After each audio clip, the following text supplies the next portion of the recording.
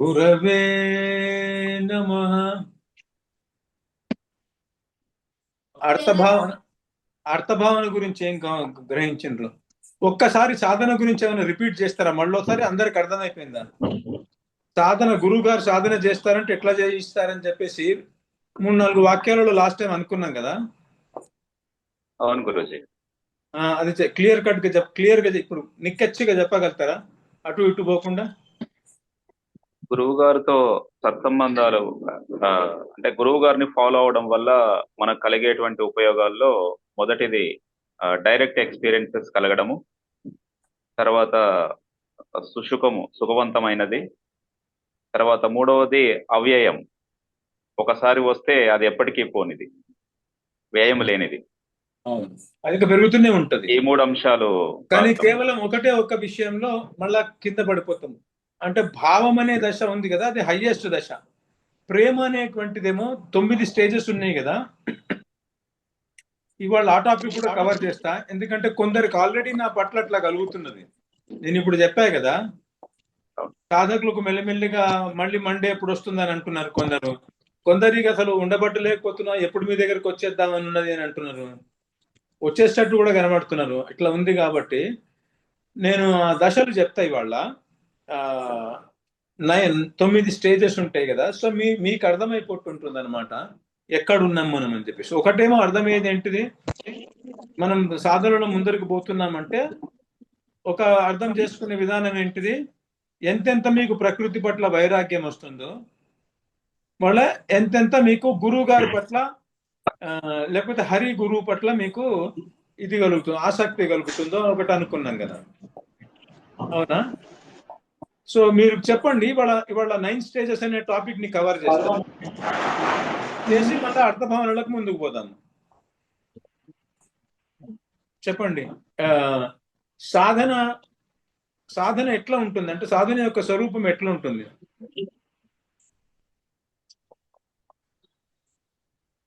ఎవరైనా అందుకోండి. 2 రకాలుగా ఉంటుంది కదా. ఒకటి బాహ్యంగా సేవ రూపంలో, అంతరంగా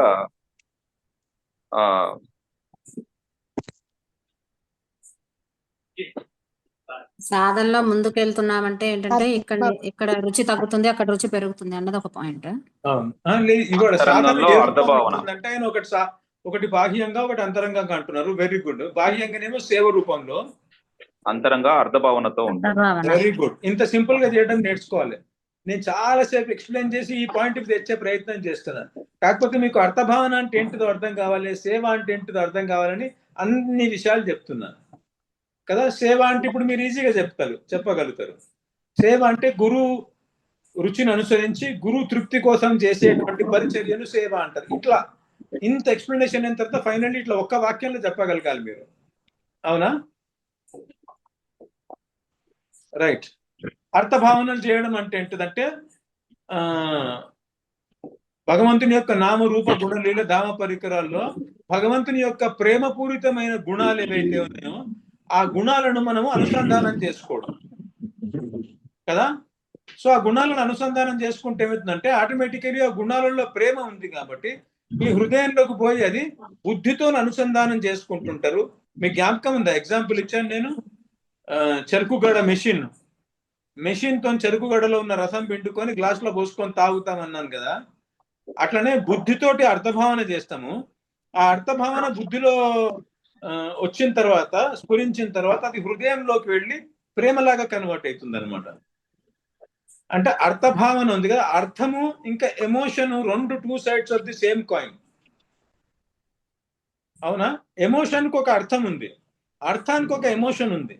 అమ్మ అనే పదానికి ఒక అర్థం ఉంది, అమ్మ అనే పదానికి ఒక ఎమోషన్ కూడా ఉంది. సో అర్థాన్ని మనం పిండుకుంటుంటే భగవంతుని యొక్క కీర్తనలలో అది ఆటోమేటికలీ హృదయంలో పోయి ప్రేమలాగా కన్వర్ట్ అవుతుంది. దాన్ని మనము ఆస్వాదిస్తాం అనమాట. ఇది రసోపాసన అంటే. ఇది అంతరంగంగా. ఎక్స్టర్నల్ గా ఏంటిది? ప్రేమ అంటే ఏంటిది? ప్రియుని రుచిలో రుచి కలిగి ఉండడం కదా. అంటే ప్రియుని తృప్తి కోసం ప్రయత్నించడం. సో మనం ఎప్పుడైతే గురువు గారిని ఆశ్రయిస్తామో, ఆశ్రయించిన తర్వాత గురువు గారికి తృప్తి పరచాలని చెప్పేసి ఏదైతే ప్రయత్నం చేస్తుంటామో ఎంతెంత గురువు గారు తృప్తి పడుతుంటే అంతంత అది ప్రేమలాగా కన్వర్ట్ అయిపోతుంటుంది అనమాట. అవునా? సో ఇది క్లుప్తంగా మనము మళ్ళోసారి నెవరేసుకున్నాము.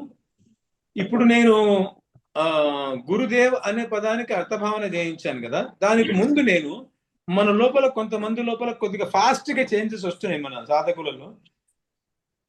అంటే ముందుకు పోతున్నారు, ఆ భక్తికి సంబంధించిన చిహ్నాలు కనబడుతున్నాయి వాళ్ళ లోపల. విరహం ఒకటి, దైన్యం ఒకటి కదా, ఎప్పుడు కలుగుతాము, ఎప్పుడు పోయి సేవ చేద్దాము అనుకుంటారు. ఇవాళ ఒక భక్తురాలు చెప్పా కదా మీకు, నేను ఎప్పుడు మీ దగ్గరకు వచ్చి మీ సేవలో పూర్తిగా మునిగిపోవాలని నాకు అనిపిస్తున్నది, ఇక్కడ ఉండి బుద్ధి కావట్లేదు అని చెప్పేసి నేను అంటుండే అనమాట. సో ఫస్ట్ ఏంటిదంటే స్టెప్, ఎక్కడన్నా రాసుకుంటే రాసుకోండి, తర్వాత రాసుకున్నా పర్వాలేదు. ఆదౌ శ్రద్ధ. ఆదౌ అంటే ఫస్ట్ శ్రద్ధ ఉంటుంది. శ్రద్ధలో రెండు ఉంటాయి.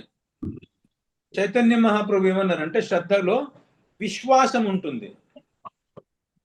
అంటే గురు వేదాంత వాక్యములలో ఏ వేదాంత వాక్యములను ఉపయోగించుకొని గురువు గారు మనకు తత్వాన్ని ప్రతిపాదిస్తున్నారు, వస్తువులను ప్రతిపాదిస్తున్నారు, అది చాలా లాజికల్ గా ఫిట్ అయ్యే వరకు మనకు వేదాంత వాక్యాల మీద విశ్వాసం వచ్చేస్తుంది, ఇదంతా కరెక్టే అని. మనం కృష్ణుని చూడలే, రాధారాణిని చూడలే, సఖిని చూడలే, గోలోకం చూడలే, కానీ యుక్తుల ద్వారా ఆయన మనకు ప్రతిపాదిస్తుంటే మనకు కరెక్ట్ గా అనిపిస్తుంది అనమాట. అవునా? విశ్వాసం పెట్టేస్తాం మనం. అండ్ రెండోది ఏంటంటే సుదృఢ నిశ్చయం. ఒకసారి విశ్వాసం వచ్చిన తర్వాత మనం నిశ్చయం తీసుకుంటాం, ఈ మార్గంలో నేను పోవడానికి రెడీగా ఉన్నానని చెప్పేసి.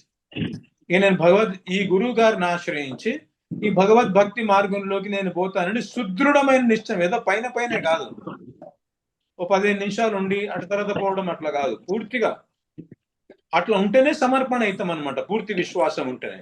అయితే మీరు ఒకటి గమనించాల్సింది ఏంటంటే, ఎట్లయితే సేవ అనేటువంటిది ప్రేమ యొక్క 2 sides of the same coin ఉంటుంది కదా, ఎక్కడైతే ప్రేమ ఉంటుందో అది ఉంటుంది, ఏది సేవ ఉంటుంది కదా, ఎక్కడైతే ప్రేమ ఉంటుందో అక్కడ ఆటోమేటికలీ అర్థభావన ఉంటుంది. మూడోది ఏంటిదంటే ఎక్కడైతే ప్రేమ ఉంటుందో అక్కడ విశ్వాసం ఉంటుంది. ఫర్ ఎగ్జాంపుల్ మనం ఏమన్నా గాఢంగా ప్రేమిస్తున్నాం అనుకోండి, ఎవరన్నా వచ్చి మనకు చెప్పారనుకోండి, వెనకాతల మీతోనట్లు ఉన్నారు కానీ వెనకాతల మేము ఈ పతనం కోసం వాళ్ళు ప్రయత్నాలు చేస్తున్నారని మనకి ఎవరైనా చెప్పారనుకోండి, అండ్ దానికి ఎగ్జాంపుల్స్ కూడా ఇచ్చారనుకోండి, ఇగో నిన్ను పలానా టైంలో మార్కెట్కు పో అని ఎందుకు చెప్పారో తెలుసా, ఫలానా టైంలో నువ్వు ఇక్కడికి రాకు అని ఎందుకు చెప్పారో తెలుసా అని వాళ్ళు యుక్తులతో సహా ప్రతిపాదిస్తున్నారు. ఏంటిది? ఏ వ్యక్తి నిన్ను ప్రేమిస్తున్నాడు అనుకుంటున్నావో ఆ వ్యక్తి నీకు నమ్మక ద్రోహం చేస్తున్నాడు, నీ వెనకాతలు ఇంత పెద్ద గుడి పుఠాన్ని అల్లుతున్నాడు అనమాట అని చెప్పేసి చెప్తే, మీకు ఈ విశ్వాసం పోవడానికి, ప్రేమ పోవడానికి కావాల్సిన అన్ని కనబడ్డా కానీ, యుక్తులు కనబడ్డా కానీ, ప్రూఫ్స్ కనబడ్డా కానీ, మీకు నిజంగా వ్యక్తి మీద ప్రేమ ఉంటే మీకు విశ్వాసం పోదు, నమ్మరు అసలు. నేను నమ్మజాలనని. మీ లైఫ్ లో అట్లా ఉంటుంది, నా లైఫ్ లో చాలా సార్లు అయింది అట్లా. నాకు అసలు అయిన తర్వాత కూడా, నిజంగానే ద్రోహం జరిగిన తర్వాత కూడా నాకు నమ్మబుద్ధి కాదు, అట్లా ఎట్లా చేయగలిగారు అబ్బా వీళ్ళు, అట్లా చేయగలిగారు అబ్బా వీళ్ళని. అవునా? సో దీనికి ఏంటంటే విశ్వాసం ఉంటుంది. అంటే ప్రేమ ఉన్న చోట విశ్వాసం ఆటోమేటికలీ ఉంటుంది, ప్రేమ ఉన్న చోట అర్థభావన ఆటోమేటికలీ ఉంటుంది.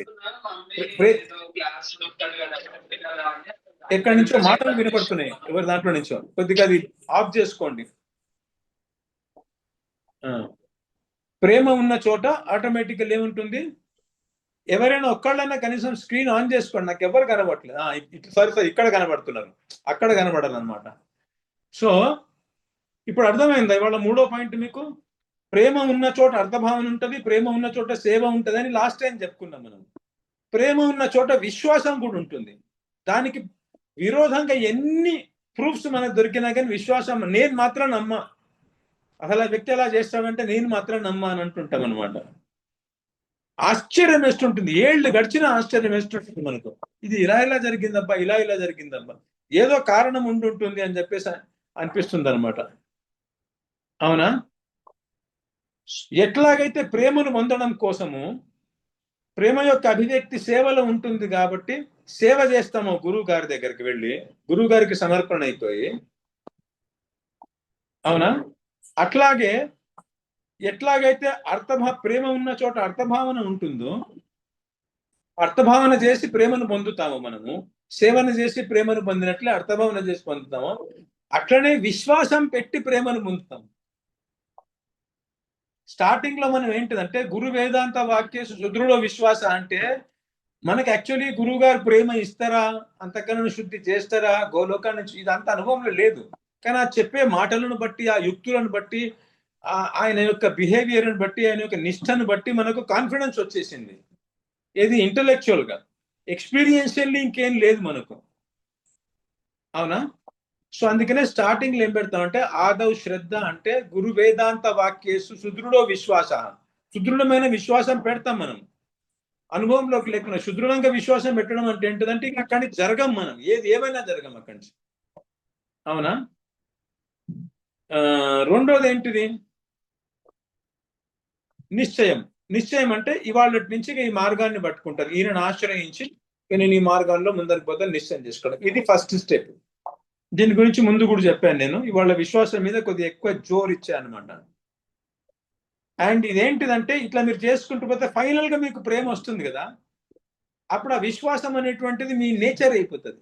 సేవ అనేది మీ నేచర్ అయినట్టే, అర్థభావన అనేది మీ నేచర్ అయినట్టే విశ్వాసం కూడా మీరు నేచర్ అవుతుంది. గోపికలకు కృష్ణుడు నేను మళ్ళీ వస్తాను వెళ్ళిపోతాడు కదా, వెళ్ళిపోయిన తర్వాత ఇంకా మళ్ళీ వాపస్ రాలేదు. అయితే ఉద్ధవుడిని పంపించారు. ఎప్పుడు చూసినా గోపికలు గోపికలు అంటుంటాడు, మేమేమి ఇంతగానే సేవ చేస్తున్నా కానీ అక్కడ ఏముంది ఆ గోపికల దగ్గర అని చెప్పేసి ఈయన వీళ్ళకి అక్కడ మథురలో ఉన్న వాళ్ళ, ద్వారకలో ఉన్న వాళ్ళందరూ కనిపిస్తుంటుంది అనమాట. అనిపిస్తుంటే అక్కడ పోయిన తర్వాత అక్కడికి ఒకసారి పోయిరా, పాపం చాలా విరహంలో ఉన్నారంట, ఒకసారి పోయి చూసిరా, వాళ్ళ కొద్దిగా బోధ చేసిరా. ఎందుకంటే ఈయన బృహస్పతి శిష్యుడు, సాక్షాత్ బృహస్పతి శిష్యుడు ఈయన. మళ్ళా క్షత్రియుడు, కృష్ణునికి రైట్ హ్యాండ్ మనిషి. అంటే ఏ పని అయినా కానీ ఉద్ధవుడితోని మంతనాలకి జరిపిన తర్వాతనే చేస్తాడనమాట ఆయన. తన సొంతంగా కృష్ణుడు ఏం చేయడు. కాన్ఫిడెంట్ అంటారు కదా ఇంగ్లీష్ లో, అట్లా.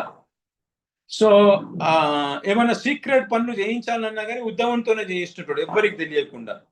అంత ఇదున్న, అంత ఆప్తుడైనటువంటి ఉద్ధవుడు జ్ఞాని, ఆయనను పంపిస్తాడు అనమాట. పంపించిన తర్వాత పోయి చూసిరా, పాపం విరహంలో చాలా బాగా పడుతున్నారు అంటే అక్కడ పోతుంటే మథుర మన బృందావనంలోకి పోతుంటే అక్కడ పెద్ద ఉత్సవం జరుగుతున్నట్టు సౌండ్లు వస్తుంటాయి. అందరు కలిసేసి శ్రీకృష్ణుడు గుణగాళాన్ని పాడుకుంటుంటారు. మళ్ళా దగ్గరకు వచ్చి చూసిన తర్వాత అందరూ బాగా ఏమాత్రం నిరసించి ఉన్నట్టు లేకుండా చాలా ఆనందంగా ఉన్నట్టు, ఒక రకరకాల పక్వానాలు చేసుకుంటూ బాగా అలంకరించుకొని లిప్స్టిక్ పెట్టుకొని అంత సౌందర్యంగా ఉండే అట్లా ఈయనకు ఆశ్చర్యం వేస్తుంది. ఇదేంట్రా మా కృష్ణుడేమో ఈయనని మించి వీళ్ళు ఊరికే వీళ్ళని జ్ఞాపకం చేస్తుంటాడు, బాగా విరహంలో ఉన్నారు పో అని చెప్పేసి పంపిస్తే వీళ్ళు ఏంటి ఇట్లా ఉత్సవం చేస్తున్నట్టు ఇంత ఎంజాయ్ చేస్తున్నారు ఏంటి అని. అంటే వాళ్ళు ఏమంటారు అంటే కృష్ణుడు పోయేటప్పుడు ఇంకా చాలా ఉంది దీంట్లో పల కథ, మళ్ళీ ఎప్పుడని చెప్తా. మనకిప్పుడు పనికొచ్చే పాయింట్ చెప్తున్నా మీకు, విశ్వాసం అంటే ఏంటని. శ్రీకృష్ణుడు మాకు వస్తాడని చెప్పి పోయిండు అక్కడి పోయేటప్పుడు. సో ఆయన వచ్చే వరకలా నేను విరహంలో చాలా శుష్కించిపోయి ఉన్నాను అనుకో, నన్ను ఎట్లా ఆస్వాదిస్తాడు ఆయన, నాతో ప్రేమ ఎట్లా చేస్తాడు. మేమంతా నిరసించిపోయి ఏదో ఎండు రొట్టెలను వాటిని తినుకుంటూ కూర్చున్నాం అనుకోండి, శ్రీకృష్ణుడికి వెన్న ఇష్టము, అది ఇష్టం, ఇది ఇష్టము, అవన్నీ ఏం లేకుండా పోతాయి కదా. అందుకోసం ఆయన వస్తాడేమో అనుకొని రోజు చెప్పని పోగు చేస్తున్నాం, రోజు అలంకరించుకొని ఉంటున్నాం మేము అని చెప్తారనమాట. అంటే దాన్ని విశ్వాసం అంటారు. ఎప్పుడు వచ్చినా కానీ ఒక్క సెకండ్ కూడా శ్రీకృష్ణుడి సేవలో త్రుటి జరగకూడదు. సో శ్రీకృష్ణుడికి ఏది ఇష్టమో, ఎలా ఉంటే ఇష్టమో అదంతా పరివేశాన్ని తయారు చేసి పెడతారన్నమాట వాళ్ళు. సో ఇక్కడ ఏం చెప్పే ప్రయత్నం చేస్తున్నా అంటే ప్రేమ ఉన్న చోట ఆటోమేటికల్లీ విశ్వాసం ఉంటుంది అని చెప్పడం కోసం సేవ ఉంటుంది. అన్ని సేవలు చేసుకొని రెడీ పెడుతున్నారు కదా వాళ్ళు, పక్వానాలు చేసి అవి చేసి అలంకరణ చేసుకొని సేవకు కావాల్సిన సామాగ్రి అంతా రెడీ పెడుతున్నారు వాళ్ళు. అర్థభావన కూడా ఉంటుంది. ఏంటిది? ఆ భజనలు చేసుకుంటూ కీర్తనలు చేసుకుంటూ ఆయన గుణగణాలు పాడుకుంటూ ఉంటున్నారు. సో ఇది మనం సాధన చేయాలన్నమాట. వాళ్ళకున్న దాన్ని, అంటే మనం ఏమైతే అవుదాం అనుకుంటున్నామో వాళ్ళకున్న నేచర్నే మనం సాధన చేస్తున్నాం అనమాట. సో మనకి ఎప్పుడైతే ప్రేమ వస్తుందో విశ్వాసం ఆటోమేటికల్లీ వస్తుంటుంది. ఇక శ్రీకృష్ణుడు మనం వదిలిపెట్టి పోతాడు అనేటువంటి అసలు ఇదే ఉండదు. అట్టెట్లు వదిలిపెట్టిపోతాడు నన్ను అని చెప్పేసి. మీరు ఒకటి జ్ఞాపకం ఉంచుకోండి, ఒక ఫార్ములా జగద్గురు అంటుంటారు అనమాట. మీరు ఎంత మాత్రం భగవంతుడిని ప్రేమిస్తారో అంత మాత్రం భగవంతుడు మిమ్మల్ని ప్రేమించి తీరాల్సిందే. ఒకవేళ భగవంతుని యొక్క ప్రేమ నాకు అనుభవంలోకి రావట్లే అంటే ఏంటిదంటే భగవంతుడి లోపల ఏదో లోపం ఉంది, కానీ నా లోపల ఏదో లోపం ఉంది. ఏ యథామాం ప్రపద్యంతే తాం తథైవ భజామ్యహం అని. మీకు ఇంత ప్రేమ ఉంటే అంత రెసిప్రోకేట్ అవుతాడు ఆయన, మీకు ఇంకా ఎక్కువ ప్రేమ ఉంటే ఆయన అంత ఎక్కువ రెసిప్రోకేట్. ఇంకా ఆయన దిగడం అనేటువంటిది ఉండదన్నమాట. ఆయన వైపు నుంచి ప్రేమ రాకపోవడం అనేటువంటి ఉంటుంది. కాకపోతే మీరెంత చూపిస్తారు, మీరెంత కల్టివేట్ చేసుకుంటారో దానికి మాత్రమే రెసిప్రోకేట్ అవుతుంటారు. నేను మీకు చెప్పాను కదా, గోపికలు ఎవరితో మైక్ ఆన్ ఉన్నది, సౌండ్ వస్తుంది.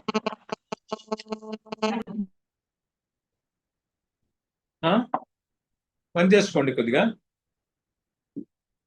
నేను మీకు చెప్పాను కదా స్టార్టింగ్ లో ఒకసారి, మొన్న శరత్ పూర్ణిమ నాడు గోపికలను హైయెస్ట్ డివోటీస్ అంటారనమాట భాగవతంలో.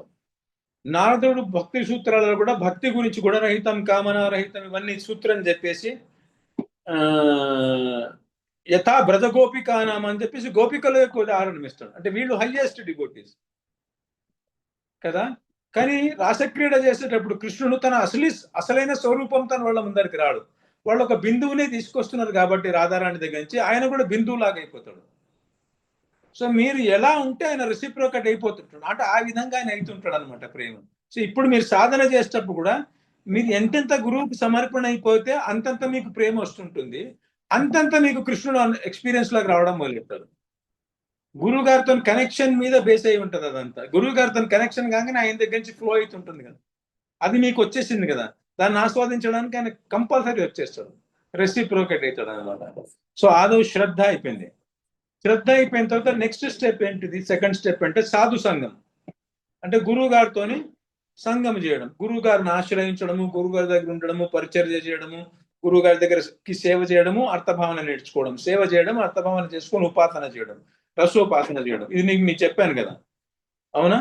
గురువు గారి దగ్గర ఆశ్రయం పొందిన తర్వాత గురువు గారు మీకు భజన క్రియ నేర్పిస్తారు. భజన క్రియ అంటేనే ఇది, అంటే ఎట్లా సాధన చేయాలని నేర్పిస్తారు. థర్డ్ స్టెప్ ఆయనను ఆశ్రయిస్తేనే నేర్పిస్తాడు అనమాట. అండ్ ఆయనను ఆశ్రయిస్తేనే ఉపయోగం అవుతుంది అదంతా చెప్పింది కూడా, ఈ థియరీ అంతా. సో అదేంటిది సేవ రూపంలో, అర్థభావన రూపంలో ఉంటుంది. అది మీకు అంతవరకు వచ్చింది. నాలుగోది ఏంటిదంటే అనర్థ నివృత్తి అని. అంటే అప్పుడు అనర్థ నివృత్తి స్టార్ట్ అవుతుంది. అంటే మన లోపల అనర్థము అంటే, అర్థము అంటే ప్రయోజనము, అనర్థం అంటే ప్రయోజనానికి విపరీతం. ప్రయోజనానికి అడ్డం వచ్చే గుణాలు ఏవైతే ఉన్నాయో మనలో, ఏమేమి ఉన్నాయి మన ప్రయోజనం ఏంటి చెప్పండి ఫస్ట్. ప్రేమను పొందడము. ప్రేమను పొందడం ప్రయోజనం. కానీ వేదాలలో మనకి ఏముందని చెప్తారు ప్రయోజనము, పురుషార్థం ఏదంటారు?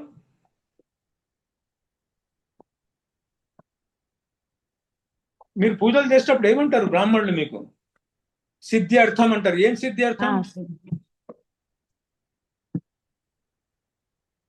4 చెప్తారు. చెప్పండి ఏమేంటి మన పురుషార్థాలు ఏంటివి వేదాలలో? ధర్మ ధర్మ ధర్మార్థ కామ మోక్షం. ధర్మ ధర్మార్థ కామ మోక్షం. ఈ 4 చతుర్విధ పురుషార్థ సిద్ధ్యర్థం కరిష్యే అని బ్రాహ్మణులు చేయించారా? అవునా? ఇవి కాకుండా మళ్ళీ పెద్ద లిస్ట్ చదువుతారు, ఐశ్వర్యము అవి ఇది అనుకుంటూ. కానీ ఈ 4 అయితే చదువుతారు కదా. సో వేదంలో మనకు చెప్పిన పురుషార్థాలు ఏంటిదంటే 4. కానీ దేహం ఉన్న వాడికి చెప్పారు. కానీ యాక్చువల్ పురుషార్థం ఏంటిది? ఆత్మకు. పురుషుడు అంటే దేహం కాదు, ఆత్మ. వాళ్ళు బ్రాహ్మణులు మనకు దేహానికి సంబంధించిన పురుషార్థాలు చెప్తున్నారు, ధర్మార్థ కామ మోక్షాలు. ఒక లెక్చర్లో ఇవి చెప్పాను, మీకు జ్ఞాపకం ఉందో లేదో. ఈ 4 పురుషార్థాలు యాక్చువల్లీ పురుషార్థాలు కావు, యాక్చువల్ పురుషార్థాలు ప్రేమ అని చెప్పే కదా లెక్చర్లో. అది మళ్ళీ వినండి. అంత విన్నాక మీకు దొరకకపోతే నన్ను అడగండి, మళ్ళీ చెప్తాను. యాక్చువల్ వాస్తవికమైన పురుషుడు ఎవరు అంటే పురిషేతే ఇది పురుష నవద్వార పురే. అంటే నవద్వార పురి అయినటువంటి శరీరంలో ఉండేవాడు ఎవరు? ఆత్మ కదా. ఆత్మను పురుషుడు అంటారు. సో ఆత్మకి ఏదైతే ఆత్మ ఏదైతే కోరుతుందో దాన్ని పురుషార్థం అంటారు. శరీరంలో ఉన్నప్పుడు మనస్సు ఏది కోరుతుందో అది కాదు. కానీ ఈ వేదం అంతా చెప్పేది శరీరం ఉన్నవాడికి కాబట్టి ధర్మ అర్థ కామ మోక్ష అని చెప్తున్నది. అవునా? ఇది చెప్పాను ఒకసారి మీకు, వినండి మళ్ళీసారి. ఆ వాస్తవికమైన పురుషార్థం ఆత్మ కోరేది. ఆత్మ ఏం కోరుతుంది? ఆత్మ యొక్క స్వరూపం ఏంటిది? ప్రేమ. సో ఆత్మ కోరేది ఏంటిదంటే ప్రేమ. అది అర్థం అనమాట. అర్థం అంటే ప్రయోజనము, కోరేదాన్ని. పురుషుడు కోరేదాన్ని ప్రయోజనం అంటారు అనమాట. సో ప్రేమనే పురుషార్థం, దాన్ని పంచమ పురుషార్థం అంటారు. చైతన్య మహాప్రభు ప్రేమ పుమర్థో మహాన్ అన్నాడు అనమాట. అంటే ఒక అన్నిటికన్నా గొప్ప పురుషార్థము ప్రేమ అని. ధర్మార్థ కామ మోక్షాలు పురుషార్థాలే కావు, అవి కైతవ ధర్మాలు, అంటే చీటింగ్. అవి పురుషార్థాలలాగా కనిపిస్తున్నాయి కానీ అవి పురుషార్థాలు కావు. వాస్తవికమైన పురుషార్థం ఏంటిది అంటే మనకు ప్రేమ అనమాట. ఇది అర్థం, ప్రయోజనము. దీనికి ఆపోజిట్ గా మన దగ్గర ఏమున్నాయి ఇప్పుడు మనసులో ప్రేమ బదులుగా?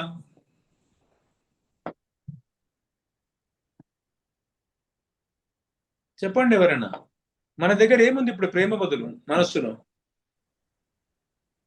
మనస్సులో ఆశ, కోరికలు. మొత్తం లిస్ట్ కోరికలు. చెప్పండి. లిస్ట్ ఉన్నది కదా ఒకటి. కామ క్రోధ లోభ మోహ మద కామక్రోధ మాత్సర్యాలని లోభ మోహ హరిశంకర్ గారు. మదమాత్సర్యాలు. కామక్రోధ లోభ మోహ మదమాత్సర్యాలు ఉన్నాయి. ఇవి ఉన్నాయి. ఇవి అనర్థాలు అన్నమాట. అండ్ మనం ఏమనుకున్నాము, గురువు గారు ప్రేమ ఎప్పుడు ఇస్తారు అనుకున్నాము? సాధన యొక్క ప్రయోజనం ఏమనుకున్నాం మనము? సాధన యొక్క ప్రయోజనం ప్రేమ పొందడమా ఇంకేమన్నా? ప్రేమ పొందడమే సాధన యొక్క ప్రయోజనం. కాదు, ప్రేమను సాధనతో పొందలేము, ఎందుకంటే సిద్ధ వస్తువు. మర్చిపోతున్నారు అన్ని మీరు. ప్రేమ సిద్ధ వస్తువు కదా, ప్రేమను ఎట్లా పొందుతాం? చింతన చేస్తారు ఎవరు? గురువు గారే ఇవ్వాలి ప్రేమను, దాన్ని పొందలేము మనము. పొందేది కాదు కదా. సో సిద్ధ మన సాధన ఎందుకు చేస్తున్నాం అనుకున్నాం మనం? సాధన యొక్క ప్రయోజనం ఏంటిది?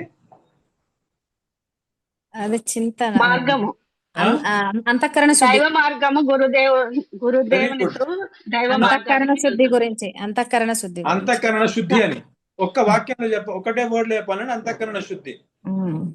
అవునా? ఈ అంతఃకరణంలో ఏముంది అంటే కామ క్రోధ లోభ మోహం మదమాత్సర్యాలు. అంతఃకరణం అంటే మనస్సు. మనస్సులో ఈ ఆరు ఉన్నాయి కదా. ఇది ప్రేమకు విపరీతం. మన జీవితాలలో మనం ఎవరైతే పరిచయాలు చేసుకున్నామో, పెళ్లి చేసుకున్నామో, పిల్లలను కన్నామో, సంబంధాలు ఏర్పరచుకున్నాం కదా, ఇంట్లో ఎవరికి కూడా ప్రేమ లేకపోలేదు. కానీ ప్రేమతో పాటు వాళ్ళ దగ్గర ఏముంది తెలుసా? కామక్రోధ లోభమోహ మదమాచార్యాలు కూడా ఉన్నాయి. కాబట్టి వాళ్ళు మనల్ని మాటిమాటికి కష్టపెడుతుంటారు. వాళ్ళ ప్రేమను చూపించడానికి అడ్డం వస్తున్నది ఆరు అన్నమాట. ఇది విషం, ప్రేమ కోసం అనర్థాలు అంటారు. అందుకనే మనం ఇక్కడ ప్రేమ కోసం ప్రయత్నం చేస్తున్నాం, ఎందుకంటే వాళ్ళ లోపల ప్రేమ కనబడుతున్నది. కానీ వాళ్ళ దెబ్బ కూడా తింటున్నాం, దుఃఖపడుతున్నాం కూడా వాళ్ళతోటే. ఎందుకు దుఃఖపడుతున్నాం అంటే వాళ్ళ లోపల కామక్రోధ లోభమోహ మదమాచార్యాలు ఉన్నాయి కాబట్టి మీకు కష్టపెట్టే మాటలు మాట్లాడుతుంటారు, మీకు దుఃఖం కలిగించే పనులు చేస్తుంటారు అన్నమాట. మీకు ఇష్టం లేని పనులు చేస్తుంటారు. అంటే మీ రుచిలో రుచి పెట్టి ప్రవర్తించారు వాళ్ళు. అంటే నాకేం టేస్ట్ లేదా, అంతా నీకు అనుగుణంగానే నేను చేసుకుంటూ పోవాలి, నాకు ఇండిపెండెన్స్ లేదా, స్వాతంత్రం లేదా నాకు అంటుంటారు. అంటే ఈ రూమ్ లో ఉన్న వాళ్ళకి ఒక టీవీ ఉంటది, ఆరున్న వాళ్ళకి ఒక టీవీ ఉంటది. ఒకళ్ళు సీరియల్ చూస్తుంటే, ఒకళ్ళు పాలిటిక్స్ చూస్తుంటే, ఒకళ్ళు పాటలు వింటుంటే, ఒక్కొక్కళ్ళు ఒక్కో టేస్ట్ ఉంటది. అందరిది కలిసి ఒకటే రుచి ఉండదు కదా. సో అందుకనే ఇక్కడ ప్రేమ ఉన్నా కానీ ఈ ఆరు విషయాలు చేయబట్టి ఆ ప్రేమ అనేటువంటిది కలుషితమైపోతున్నది అనమాట కదా. సో ఈ అనర్థాలు ఏవైతే ఉన్నాయో ఇది అంతఃకరణంలో ఉన్నాయి. కాబట్టి ఈ ఆరు అరిషడ్ వర్గం నుంచి ఎప్పటిదాకైతే శుద్ధి జరగదో అప్పటిదాకా గురువు గారు ప్రేమనిచ్చే అవకాశమే లేదు అక్కడ. అందుకనే ఫోర్త్ స్టెప్ లో ఏమవుతుందంటే అనర్థ నివృత్తి అవుతుంది. అంతఃకరణ శుద్ధి అంటే అనర్థ నివృత్తి, ఇంకొక వర్డ్. సో మీరు గురువు గారు చెప్పినట్లు విశ్వాసం పెట్టేసి, పూర్తిగా విశ్వాసం పెట్టేసి మీరు సేవ చేసుకుంటూ, బహిరంగంగా గురువు గారు ఇచ్చిన సేవలు చేసుకుంటూ, అంతరంగంగా ఆయన నేర్పించిన అర్థభావన చేస్తుంటే ఏమవుతుంది మీ లోపల అంటే క్రమక్రమంగా అంతఃకరణ శుద్ధి అవుతుంది. 1% అంతఃకరణ శుద్ధి అయింది అనుకోండి, అంత పర్సెంట్ ప్రేమ మీ లోపల వచ్చి పడుతుంటుంది. ఎక్స్టర్నల్ గా ఎప్పుడు అంతఃకరణ శుద్ధి అవుతుంది? ఎప్పుడైతే మనల్ని గురువు గారు తృప్తి పడతారో. గురువు గారు తృప్తి పడడం కోసం మనం పనిచేస్తాగా, ఆయన తృప్తి పడంగానే ఆయన లోపల నుంచి ఒక ఎనర్జీ వస్తుంది, అంటే తేజస్సు వస్తుంది. ఆ తేజస్సు వచ్చి మన అంతఃకరణలో ఉన్నటువంటి అరిషడ్ వర్గాలను 1%, 1%, 2%, 3% ఇట్లా క్లీన్ చేస్తుంది అనమాట. సూర్యుడు వస్తే అంధకారం, వెలుతురు వస్తే అంధకారం కొద్దిగా పోయినట్టు. అవునా? సో ఈ ఫోర్త్ స్టేజ్ ఏంటిది అంటే అనర్థ నివృత్తి. అనర్థ నివృత్తి అయిన తర్వాత ఏమైందంటే మీరు ఏ సాధన స్టార్టింగ్ లో చేస్తున్నారో అంతఃకరణంలో మాలిన్యం ఉన్నంత కాలం మీరు చేసే సేవను సరిగ్గా చేయలేరు, సాధనను సరిగ్గా చేయలేరు. ఊరికే మనసు అటు ఇటు తిరుగుతుంటుంది. సేవలు కూడా అన్ని తప్పులే చేస్తుంటారు. నా దగ్గరకు వస్తుంటారు కదా సేవకులు, వాళ్ళు పూర్తిగా సమర్పణ భావం ఉండదు కాబట్టి సేవలలో ఎన్ని తప్పులు చేస్తుంటారంటే వాళ్ళకే అర్థం కాదు. నేను ఇంట్లో అన్ని పనులు మంచిగా చేసుకుంటున్నాయి, మీ దగ్గరకు వచ్చి అన్ని ఇట్లా తప్పులు చేస్తున్నాయి ఏంటి నేను అర్థం కాకుండా వారం రోజులు 10 రోజులు ఉండి ఇక మళ్ళీ కనబడకుండా పారిపోతుంటాయి. ఇట్లా తప్పులు చేస్తే బాగానే ఉన్నది నాకు, ఇక మిమ్మల్ని ఎప్పుడు తృప్తిపరచాలి, నాకేం అపచారం చేస్తానో భయం అవుతున్నది నాకు అంటుంటారు. ఎందుకంటే ఇక్కడ రాగానే ఏమైతే అంటే పరీక్ష మొదలైపోతుంది నా దగ్గరకు రాగానే. ఇంట్లో అట్లా లేదు, ఫ్రీగా ఉన్నారు కదా మీరు, తప్పు అయితే అయింది, వాడి రుచి కోసం నేను చేయాల్సిన అవసరం లేదు, ఏదో ఇట్లా పడేస్తాను. టవల్ని తీసుకొని ఒక చోట ఇట్లా మంచిగా పెట్టకుండా రాగానే నేను స్నానం చేస్తే టవల్ ఇట్లా అవతల పడేస్తాను మంచం మీద ఎక్కడ. ఇక్కడ ఎవడు అడిగేటోడు లేడు కదా. కాకపోతే 2 తిట్లు తింటాం ఏమవుతుంది, కానీ గురువు గారి దగ్గర అట్లా ఉండదు. ఏది ఎట్లా జరగాలనో అట్లా జరగాలి, ఇది ఇట్లా ఉండాలంటే ఇట్లనే, ఈ వస్తువు ఇక్కడ ఉండాలంటే ఇట్లనే ఉండాలి, ఈ వస్తువు ఇలా చేయాలి, ఈ పని ఇలా చేయాలంటే అలా చేయాలి. నేను ఉండేవారికల్లా వీడికి టెస్ట్ మొదలవుతుంది. అట్లా అన్ని తప్పులు చేస్తున్నాడు. సమర్పణ భావం ఉంటే ఈ తప్పులు జరగవు. సమర్పణ భావం లేకపోతే అంటే నిశ్చయం చేసుకొని వచ్చినాం అనుకోండి, ముందే గురువు గారిని తృప్తిపరచడం కోసం నేను సాధన చేయడం కోసం వచ్చినా కాబట్టి గురువు గారు ఎట్లా చెప్తే అట్లా చేస్తాను, మన మనస్సును బుద్ధిని ఆయనకి ఇచ్చేస్తే అవుతుంది. సో మన లోపల ఏదైతే ఉన్నాయో ఆ సాధన చేసినప్పుడు ఈ అంతఃకరణ శుద్ధి అనేటువంటిది మొదలవుతుంది. మొదలైన తర్వాత ఏమైతే ఎట్లెట్లయితే మీకు అంతఃకరణ శుద్ధి జరుగుతున్నదో అంతంతా గురువు గారు చెప్పారు కదా, గురువు గారు తృప్తి పడితే గురువు గారి దగ్గర నుంచి ప్రేమ వస్తుంది, అర్థభావన చేస్తుంటే అందులో నుంచి ప్రేమలాగా కన్వర్ట్ అవుతుంది అని చెప్పేసి మన లోపల ప్రేమ యొక్క స్పార్క్ రావడం మొదలవుతుంది మెల్లిమెల్లిగా. ఆ ప్రేమ యొక్క స్పార్క్ రావడమే ఫస్ట్ అనుభవం మనకు.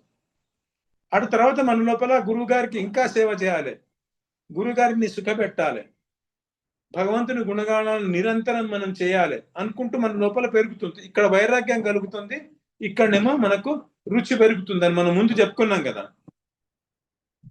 ఇది రాను రాను రాను రాను అట్లా అవుతుంటుంది కదా. అట్లా అది అనుభవంలోకి వచ్చింది కాబట్టి ఇప్పుడు మీ దగ్గర ఏమైందంటే ఏ విశ్వాసం మీరు పెట్టారో ఆ విశ్వాసం మీకు రావడం పెడుతుంది అనమాట. ఎందుకు మీకు ప్రూఫ్ వచ్చేసింది కదా, అంతఃకరణ శుద్ధి జరిగింది, ప్రేమ వస్తున్నది 1%, మళ్ళీ రేపు అంతఃకరణ శుద్ధి అవుతుంది, మళ్ళీ 2% వస్తున్నది, ఇంకా అంతఃకరణ శుద్ధి జరుగుతుంది, మళ్ళీ వస్తున్నది కదా. ఇట్లా ఇక్కడ మీకు అనుభవంలోకి రావడం మొదలైంది అనమాట. ఇట్లా ఉంటుంది ప్రాక్టికల్ గా ఇది ఈ కోర్సు, అవునా. అప్పుడు మీకు ఏమవుతుందంటే ముందు మీరు స్టార్టింగ్ చేస్తే ఎంత కష్టంతో చేసేవాళ్ళు అంత కష్టం కలగదు ఇక. ఎందుకంటే ఆల్రెడీ మీ లోపల ప్రేమ 1% వచ్చింది. ప్రేమ అంటే ఏంటిదంటే ప్రియుడి రుచిలో రుచి వచ్చింది కాబట్టి ఆ రుచితో చేస్తుంటారు. ఎక్కడైతే రుచి ఉంటుందో అక్కడ ఆటోమేటికలీ కాన్సన్ట్రేషన్ ఉంటుంది. రుచి లేనందుకు ఈ తప్పులన్నీ జరుగుతుంటాయి. అంటే గురు రుచిలో నా రుచి లేనందుకు, నా రుచి మీదే నా రుచి ఉన్నందుకు, నా మనసు అంతా నా చుట్టే తిరుగుతున్నందుకు, నా చుట్టూ లేకపోతే సంసారం చుట్టూ తిరుగుతున్నందుకు మీరు అన్ని అపచారాలు చేస్తుంటారు. కానీ ఎప్పుడైతే రుచి వచ్చేసిందో ఆటోమేటికల్ ఏంటిది, గురువును తృప్తిపరిచే వృత్తి వచ్చింది కాబట్టి మీరు సులువుగా చేస్తుంటారు. ప్లస్ 10 times ఫాస్ట్ అయిపోతుంది మీది సాధన. అంటే 10 times ఫాస్ట్ రిజల్ట్ రావడం మొదలెడుతుంది.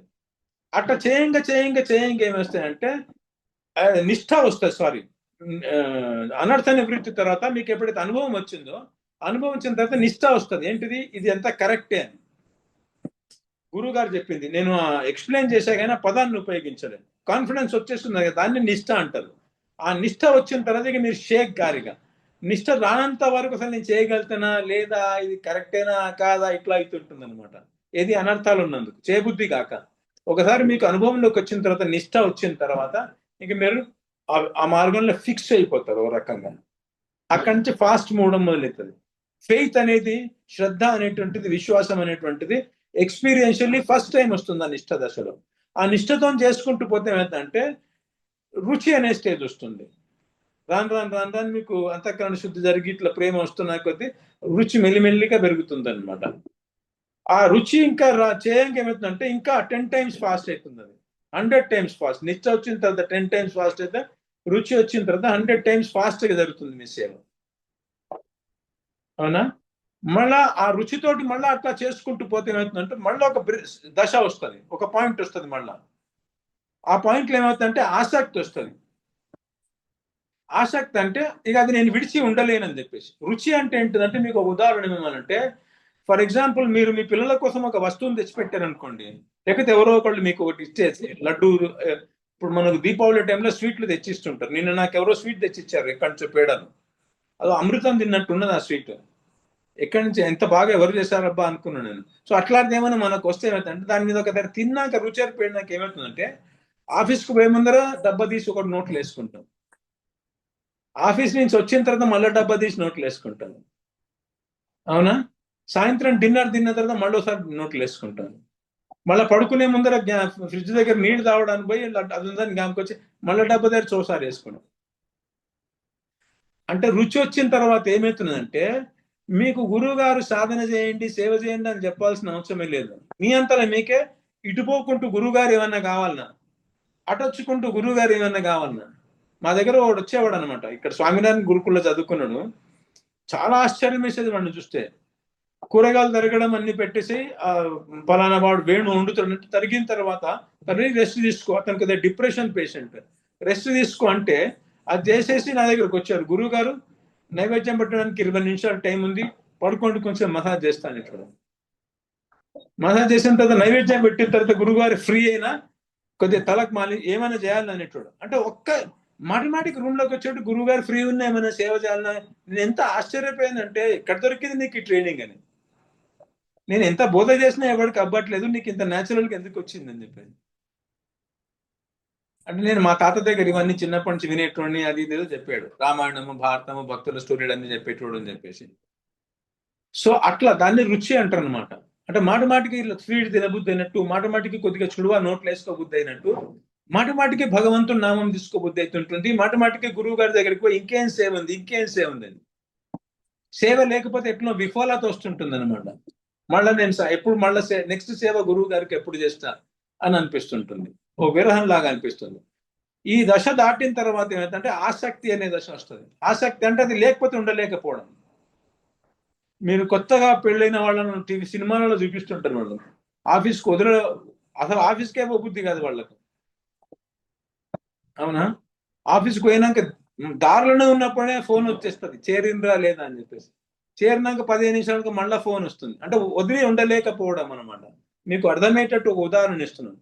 ఏంట్రా ఊరికే పని చేసుకోరాదు, దాని ఎక్కడ పోతుందని ఇంట్లోనే ఉంటది కదా, ఊరికే దాని కొంకు చుట్టూ ఎందుకు తిరుగుతుంటావు అని అంటుంటాను. అంటే వదిలి ఉండలేకపోవడే స్థితి ఉంటుంది అనమాట. కొత్తలు ఉంటుంది, ఇది రాను పోతుంటుంది. సో దాన్ని ఆసక్తి అంటారు అనమాట. అంటే పూర్తిగా ఆసక్తులు అయిపోయి ఉండడం, అటాచ్డ్ అయిపోయి ఉండడం. అది వదిలిపెట్టలే, ఎంతో ఫోర్స్ తో వదిలిపెట్టాల్సి వస్తుంది అనమాట.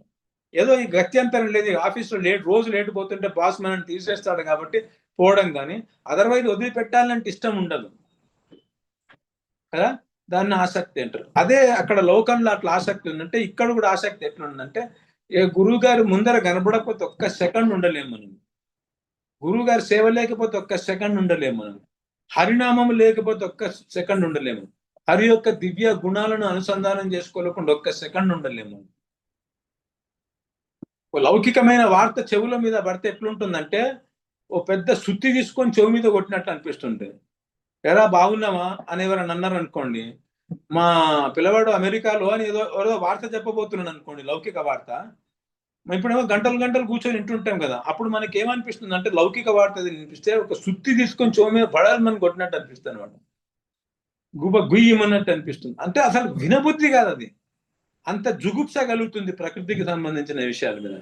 ఎందుకంటే ఇది ఎంత ఆసక్తి కలిగిందంటే అసలు ఇది వదిలి ఉండలే స్థితి వస్తుంది. అర్థమైంది కదా ఆసక్తి అంటే. ఇక వానికి హరినామం చెయ్యి, సేవ చేయని చెప్పలేదు, వాడే ఉండలేకపోతున్నాడు. సేవ లేదు, రెస్ట్ తీసుకోపో అంటే లేదు నన్ను ఇంకేమైనా చేస్తే చెప్పండి, నాకు బాగానే ఉన్నా, నాకేం నిద్ర రావట్లేదు. గురువు గారు నేను కొంచెంసేపు రెస్ట్ తీసుకుంటే అంటే గడప మీదనే కూర్చొని ఉంటాడు. ఆ గడప మంచి కూడా మనకి పక్కకు పోబుద్ది కాదు ఇంకా.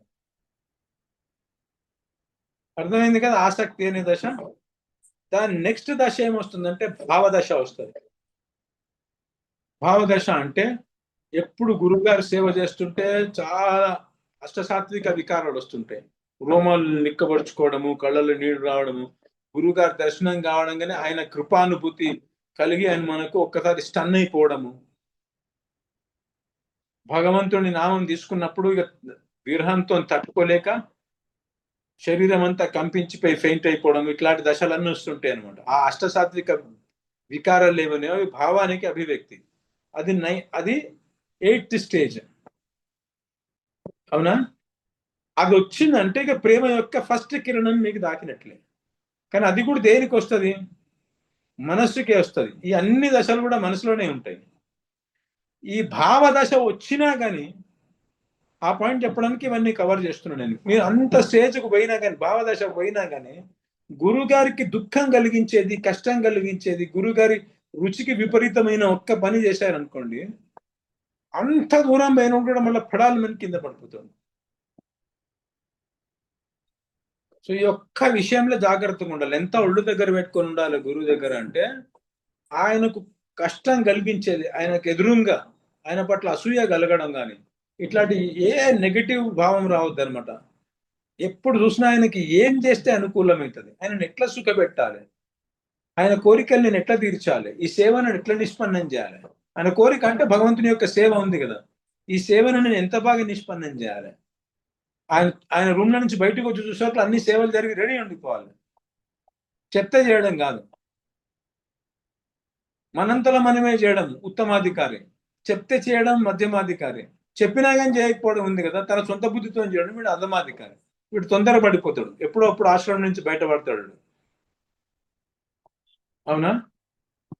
సో 8వ దశ అయిన తర్వాత ఈ దశలో ఇక కోట్ల రెట్ల ఫాస్ట్ అంతఃకరణ శుద్ధి అవుతుంది. అనంత జన్మల పాప రాశి కానీ, కామక్రోధాలు కానీ, వాసనలు కానీ అంతా ఇట్లా కడగబడుతుంటాయి. ఒక్కోసారి మనం కరుణాక్రందన చేసినామంటే, కళ్ళల నీళ్లు గార్చినామంటే, ఒక చిన్న సేవను కూడా చేసి మనం ఇదైపోతుంటే, విభోర్ అయిపోతుంటే, కోట్ల కొద్ది పాపాలు ఇట్లా క్లీన్ అయిపోతూ ఉంటాయి అన్నమాట. అసలు ఆ ప్రేమ యొక్క అగ్ని, అది క్లీన్ అయినా కొద్ది ప్రేమ యొక్క అగ్ని వస్తుంటే ఇక తట్టుకోలేకపోతుంటాం, మనం భావంలోకి వెళ్ళిపోతా ఉంటాం.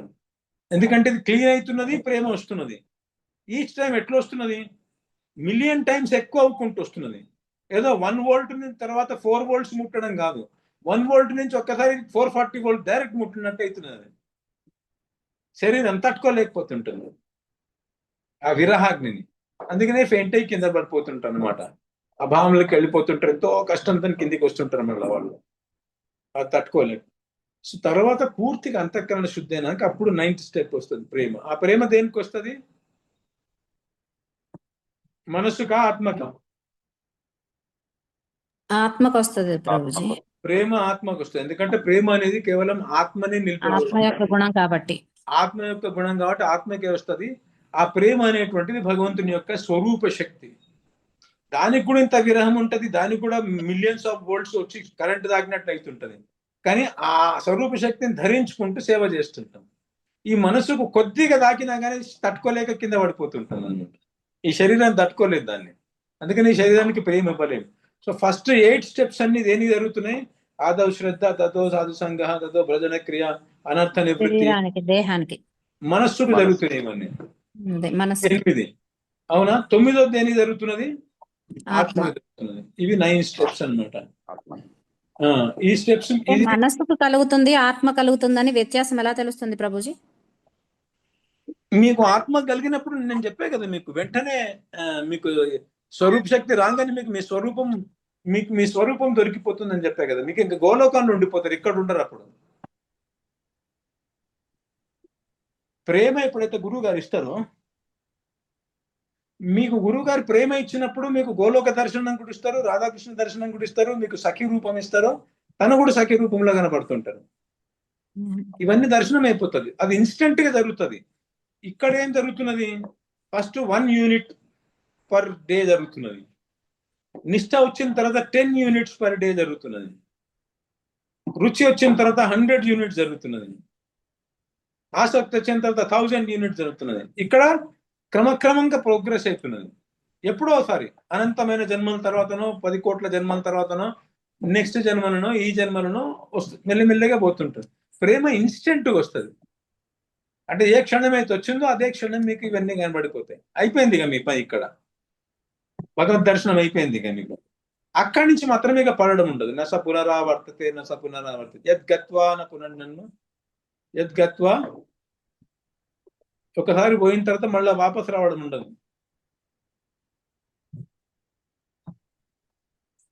అవునా? సో ఇది ఈ స్టేజెస్ ఎందుకు చెప్తున్నా అంటే, మీకు ఫ్యూచర్ లో మన దగ్గర సాధకులు ఎవరైతే వస్తున్నారో ఆ సాధకుల యొక్క చేంజెస్ కనబడుతున్నా కొద్దీ మీకు అర్థమవుతుండాలన్నమాట. ఓహో, వీళ్ళు ఇప్పుడు ఈ రుచిలో ఉన్నారు, ఇప్పుడు వీళ్ళు ఆసక్తిలో ఉన్నారు. ప్లస్ మీది మీకు కూడా అర్థమైపోతుండాలి మీరు ఎక్కడున్నారో. నిష్టలో ఉన్నానా, ఇంకా నిష్ట కూడా రాలేదా, ఇంకా విశ్వాసం కూడా సరిగ్గా రాలేదా నాకు, లేకపోతే గురువు భజన క్రియ చేస్తున్నానా, అంటే గురువు గారు చెప్పింది చేస్తున్నానా, చేయట్లేదా అసలు, లేకపోతే 10 నిమిషాలు చేసి 24 గంటలు నా కోసమే పెట్టుకుంటున్నానా మనసుని. ఇదంతా మీకు అర్థమైపోవడం కోసం ఈ 9 స్టేజెస్ చెప్పాను అనమాట. ఇవాళ ఈ టాపిక్ ఎవరు చేశాను. మనకి ఇంకెంత టైం ఉంది ఇప్పుడు? సో ఇప్పుడు అది చెప్పండి, ఏది అర్థభావన. ఫస్ట్ మనము గురువు గారు ఇప్పటి మనం ఎట్లా చేస్తుంటాం అంటే ఈ టాపిక్ నేను కవర్ చేద్దాం అనుకొని వాళ్ళ స్పెషల్లీ దీనికోసం కేటాయించాను. నేను మీకు అర్థం కావాలి ఏంటిది, మనం ఎక్కడికి పోతున్నామని అర్థం కావాలని చెప్పేసి నేను ముందు వేగ్గా చెప్తున్నాను. ఇక్కడి నుంచి మనసు పోతుంది, అక్కడి నుంచి వస్తుంది అని చెప్తున్నా కదా. కానీ ఆ పోవడము రావడం కూడా స్టేజెస్ ఉన్నాయి, అండ్ ఎంత స్పీడ్ పోతాం అనేది ఉన్నది.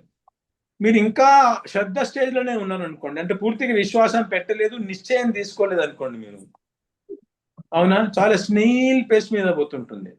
అంటే మీకు ఒక్క యూనిట్ 10 జన్మలలో ఒక్క యూనిట్ ముందరకు, ఒక్క అడుగు ముందరకు పోతారు. ఇంకా మీరు నిశ్చయం జరిగి తీసుకోకపోతే భజన క్రియలోకి దిగిన తర్వాత ఒక 10 సంవత్సరాలకు ఒక అడుగు, ఇంకొక 10 సంవత్సరాలకు ఒక అడుగు అట్లా పోతుంది. నిష్ఠ వచ్చిన తర్వాత ఇక ఎవ్రీడే. సో ఇది అర్థం కావడం కోసం మనం ఎక్కడున్నాము, ప్లస్ మనం నిర్ణయం చేసుకోవడం కోసం, ఏమిటో అసలు ప్రోగ్రెసే కావట్లేదు, నాకు నిష్టనే పెట్టలేకపోతున్నా, ఎందుకు ఇట్లా చేస్తున్నాను, ఒక గట్టి నిశ్చయం తీసుకోవడం కోసం అనమాట. మనకు తెలుస్తుంది ఇవన్నీ, సరేనా? సో ఇప్పుడు చెప్పండి, మాది ఎవరైతే చింతన చేశారో గురుదేవ్ అనే పదానికి చెప్పండి. గురుదేవ్ శరణ్ మే ఆయి అబుతో లో మోహి అపునాయి, అబుతో లో మోహి అపునాయి. అంటే గురువు గారు నేను నీ శరణంలోకి వచ్చాను, కనీసం ఇప్పటికైనా అబుతో, అబ్ లో మోహి అంటే ఇప్పుడు నన్ను శరణంలోకి తీసుకో, నన్ను నీ వాణ్ణి చేసుకో, నీ దాన్ని చేసుకో కదా అని అంటున్నాను. అబుతో అంటే కనీసం ఇప్పటికైనా అని దాని అర్థం. సో ఫస్ట్ అది చేయండి, నెక్స్ట్ దీంట్లోకి పోదాం, వేరే దాంట్లోకి పోదాం. గురుదేవ్ అనే దానికి చెప్పండి మీకు ఎంత అర్థమైంది.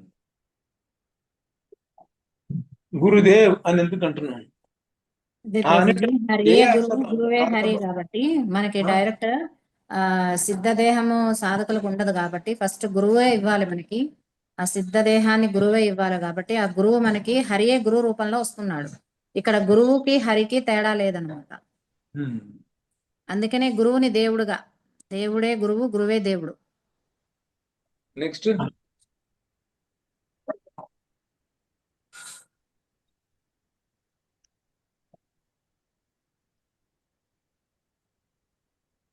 గురువు మాత్రమే మనకు ఆ ప్రేమను అందించగలడు. గురువు దేవు గురించి అడుగుతున్నారు కదా, గురువే దేవుడు. ఇంకొక స్టెప్, ఇంకా నేను దీన్ని ఇంకొక స్టెప్ తీసుకపోయా లాస్ట్ టైం.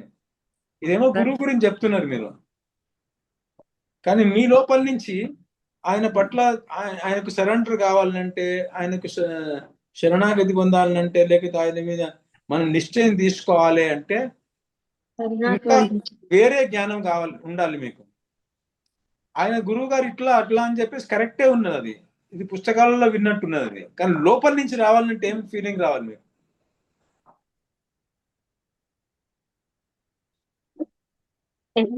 ఎప్పుడైనా ఎల్లప్పుడూ గురుదేవు మనసులో విఘ్నం రావు మనకి. చాలాసేపు ఎక్స్ప్లెయిన్ చేశాను నేను ఒక టాపిక్ అంతా. ఒక శిష్యుడిగా మా యొక్క పరిస్థితి, దీనస్థితిని ఈ పాయింట్ అర్థం చేసుకొని, మా యొక్క దీనస్థితిని అర్థం చేసుకొని గురువుని అర్థించడం. Very good. అధముడు లేడు అని చెప్పారు కదా ప్రభుజీ. నేను అధమాతి అధముడని, అల్పుడని, ఏమీ తెలియని వాడని అని చెప్పారు. నేనేం చేసుకుంటున్నాను, నేను ఎప్పుడు సరెండర్. నేను ప్రతి జన్మల నన్ను నేను ఏం చేసుకుంటూ పోతున్నా? ఆత్మశుద్ధి. గురువుగారు నా దగ్గరకు వచ్చినప్పుడల్లా, గురువుగారు వస్తున్నాడు నా లైఫ్ లోకి, భగవంతుని కృప వల్ల గురువు దొరుకుతున్నాడు, కానీ నేనేం చేస్తున్నా? ఆ దీనస్థితి రావాలంటే మన పూర్తి దీనమైన పరిస్థితి అర్థం కావాలి కదా, అప్పుడే ఆ దైన్య భావం వస్తుంది. 3 చెప్పాను నేను, నన్ను నేను 3 చేసుకుంటున్నాను చెప్పేసి. ఒకటి, దేహాత్మాభిమానం కలిగి ఉండి ప్రకృతికి విరుద్ధంగా పోయి 3 రకాల కష్టాలు తెచ్చుకుంటున్నాను నేను. దివ్యమైన ఆనందానికి, దివ్యమైన ప్రేమకు నేను వారసుణ్ణి. అది ఇవ్వడానికి గురువు గారు వస్తున్నారు. గురుగారు నా జీవితానికి దివ్యమైన ప్రేమ, దివ్యమైన ఆనందం ఇవ్వడానికి వచ్చి భగవంతుడితో నన్ను కలపడానికి వస్తుంటే నేనేం చేస్తున్నా అంటే, గురువు గారి మాటలు వినకుండా, శ్రద్ధ పెట్టకుండా, నా ఇష్టం వచ్చినట్టు నేను నీకు సరెండర్ అవ్వను పో అని నా ఇష్టం వచ్చినట్టు నేను నడుచుకుంటా, దేహాత్మాభిమానం కలిగి ఉండి కామక్రోధాలు పుడుతుంటే ప్రకృతిని ఉపభోగించి ప్రకృతి ధర్మాలకు విరుద్ధంగా పోయి 3 రకాల తాపత్రయాలను తెచ్చుకుంటున్నా. ఫస్ట్ అక్కడికి ఆగుతున్నా నేను అంటే, ఏ ఏ వస్తువులు నాకు రుచి కలుగుతున్నదో వాటికి బద్ధుడిని అయిపోతున్నా, బంధం కూడా ఏర్పడుతున్నది. ఒకటేమో తాపత్రయాలు, పొద్దున్న లేచి తన్నులు తింటున్నా నేను. నా శరీరంతో తన్ను తింటున్నా, నా మనసుతో తన్ను తింటున్నా, నా చుట్టుపక్కల వాళ్ళతో తన్నులు తింటున్నా, ప్రకృతితో తన్నులు తింటున్నా పొద్దున్న లేస్తే. ఇదే నా కథ. ఏదో ఆనందం అప్పుడప్పుడు మధ్య మధ్యలో వస్తుంది, ఇట్లా సంతోషం. కానీ తన్నులు తినడం కాన్స్టెంట్గా ఉంటుంది నాకు. ఎవడో వచ్చి ఏమో చేసిపోతుంటాడు మనసుని వచ్చే పని. సడన్ గా ఏదో అవుతుంటుంది ప్రకృతిలో కదా, ఉన్నటువంటి శరీరం పనికి రాకుండా పోతుంటుంది, లోపల నుంచి కష్టపెడుతుంటుంది. సో తాపత్రయాలను చెందుతున్నా, తాపత్రయాలు ఇచ్చేటువంటి ఈ ఏవైతే ఉపభోగం ఉందో, ప్రకృతిని ఉపభోగిస్తున్నానో పోనీ దాన్ని వదిలించుకుంటున్నట్టు లేదు, ఉల్టా బద్ధుణ్ణి అవుతున్నా, బంధం ఒకటి ఏర్పడుతున్నది. అంటే ఎవరైతే నన్ను కష్టాలు పెడుతున్నారో వాళ్ళకే బద్ధుణ్ణి అయి ఉంటున్నా, వాళ్ళ మీద వైరాగ్యం కూడా కలగదు నాకు.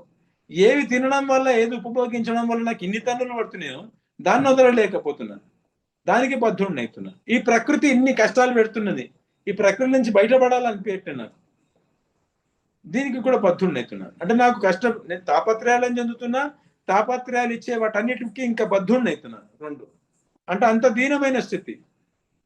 3వది ఏంటిది, నేను మనుష్య దేహం ఏదైతే భగవత్ ప్రాప్తి కోసం నాకు ఇవ్వబడ్డదో దాన్ని ఉపయోగించి భగవత్ ప్రాప్తి కోసం పెట్టుకోకుండా శరీర భోగం కోసం పెట్టుకున్నందుకు, ఏ పశువు అయితే శరీర భోగంలో మునిగి ఉంటుందో, దేని వృత్తిని నేను తయారు చేసుకుంటున్నానో ఆ పశువుల 84 లక్షల యోనులలో తిరిగి వస్తున్నా. అంటే ఛాన్స్ కూడా పొడగొట్టుకుంటున్నా. గురువు గారు నా దగ్గరకు వచ్చేసి బోధ చేసిన నుంచి బయటికి తీయబోతుంటే నేనేం చేస్తున్నా, ఆయన మాట వినకుండా, నాకు సరెండర్ కాకుండా తాపత్రయాలు తెచ్చుకుంటున్నా, బద్ధుణ్ణి అయిపోతున్నా. 84 లక్షలలో అంటే కొన్ని వేల కోట్ల సంవత్సరాలు మళ్ళీ భ్రమణం చేసి వస్తున్నా. లక్షల కోట్ల, వేలు కూడా కాదు, అవునా? లక్షల కోట్ల సంవత్సరాలు మళ్ళా 84 లక్షలు తిరిగి మళ్ళా మనుష్య దేహం తెచ్చుకుంటున్నాను. అప్పటికైనా బుద్ధి వస్తున్నదా? గురువు గారికి మళ్ళా కనబడితే సార్ నాకైతే మళ్ళా కనిపించారండి, మళ్ళా మొదటికొచ్చి మళ్ళీ ఇదే పని చేసి పునరపి జననం పునరపి మరణం ఇది చేసుకుంటూ పోతుంది, ఇంట్లోనే కొట్టుకుంటూ తిరుగుతున్నా. కానీ ఆ గురువు ఎవరు? ఒకసారి 4 సార్లు 2 సార్లు ఫెయిల్ అయితే ఈ స్కూల్లో పనికిరాడండి మేవాడు, వాడికి ఏదైనా మెకానిక్ జాబ్ నేర్పించేయండి, ఇవన్నీ ఎందుకు అంటుంటారు ఇక్కడ. ఆయన మాత్రం వదలట్లేదు. మనం అనంతమైన సార్లు గురువు గారిని మనం టైం వేస్ట్ చేసినాం, అనంతమైన సార్లు ఆయన మాట వినకుండా ధిక్కరించేసినాం ఆయన. అయినా కానీ ఆయన పాపం మళ్ళా ప్రేమతో వస్తున్నాడు, బిడ్డడు భగవంతుని దగ్గర చేర్చాలి వీడిని అనుకుంటాం. సో గురుదేవ్ అనే గురువుగారు బ్రహ్మ, గురువుగారు విష్ణు, గురువుగారు శ్రీకృష్ణుడే, అది కరెక్టే అది. కానీ ఇందులో దీనత్వం లేదు, ఆర్ద్రత లేదు, సమర్పణ చేయడానికి కావాల్సిన భావం లేదు కదా. ముఖేష్ అంబానీ రిచెస్ట్ పర్సన్ కరెక్టే, కానీ నేను కటిక దరిద్రుడనే భావం నాకు లేదు. అరే ముఖేష్ అంబానీ అయితే అయిండొచ్చు, నాకేమైనా తక్కువ ఉందా? తిండి బాగానే వెళ్తున్నది కదా నాకు, ఇక నాకు ముఖేష్ అంబానీ దగ్గర ఎందుకు పోవాలి అనిపిస్తుంది కదా మనకు. సో ఆయన గొప్పవాడు అవ్వడం వల్ల కాదు, నా దీనస్థితి నా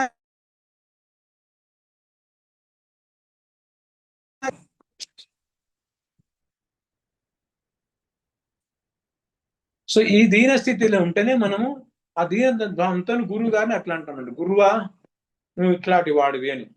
అంటే ఎన్నిసార్లు నువ్వు నా దగ్గరికి వస్తే నీ మాట వినకుండా నన్ను నేను పతనం చేసుకుంటూ 84 లక్షలు తిరిగి వస్తుంటూ కూడా మళ్ళా నువ్వు దయతోటి నా లైఫ్ లోకి వస్తున్నావు నువ్వు అనే భావంతో గురుదేవ్ అనే భావంతో గురువా అన్నప్పుడు అట్లా రావాలి, లోపల నుంచి ఆర్ద్రత రావాలి.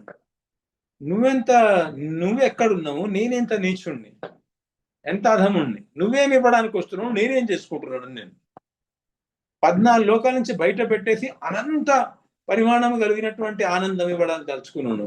అది మామూలు కూడా కాదు, ఏదో బ్రహ్మానందం లాంటిది కాదు.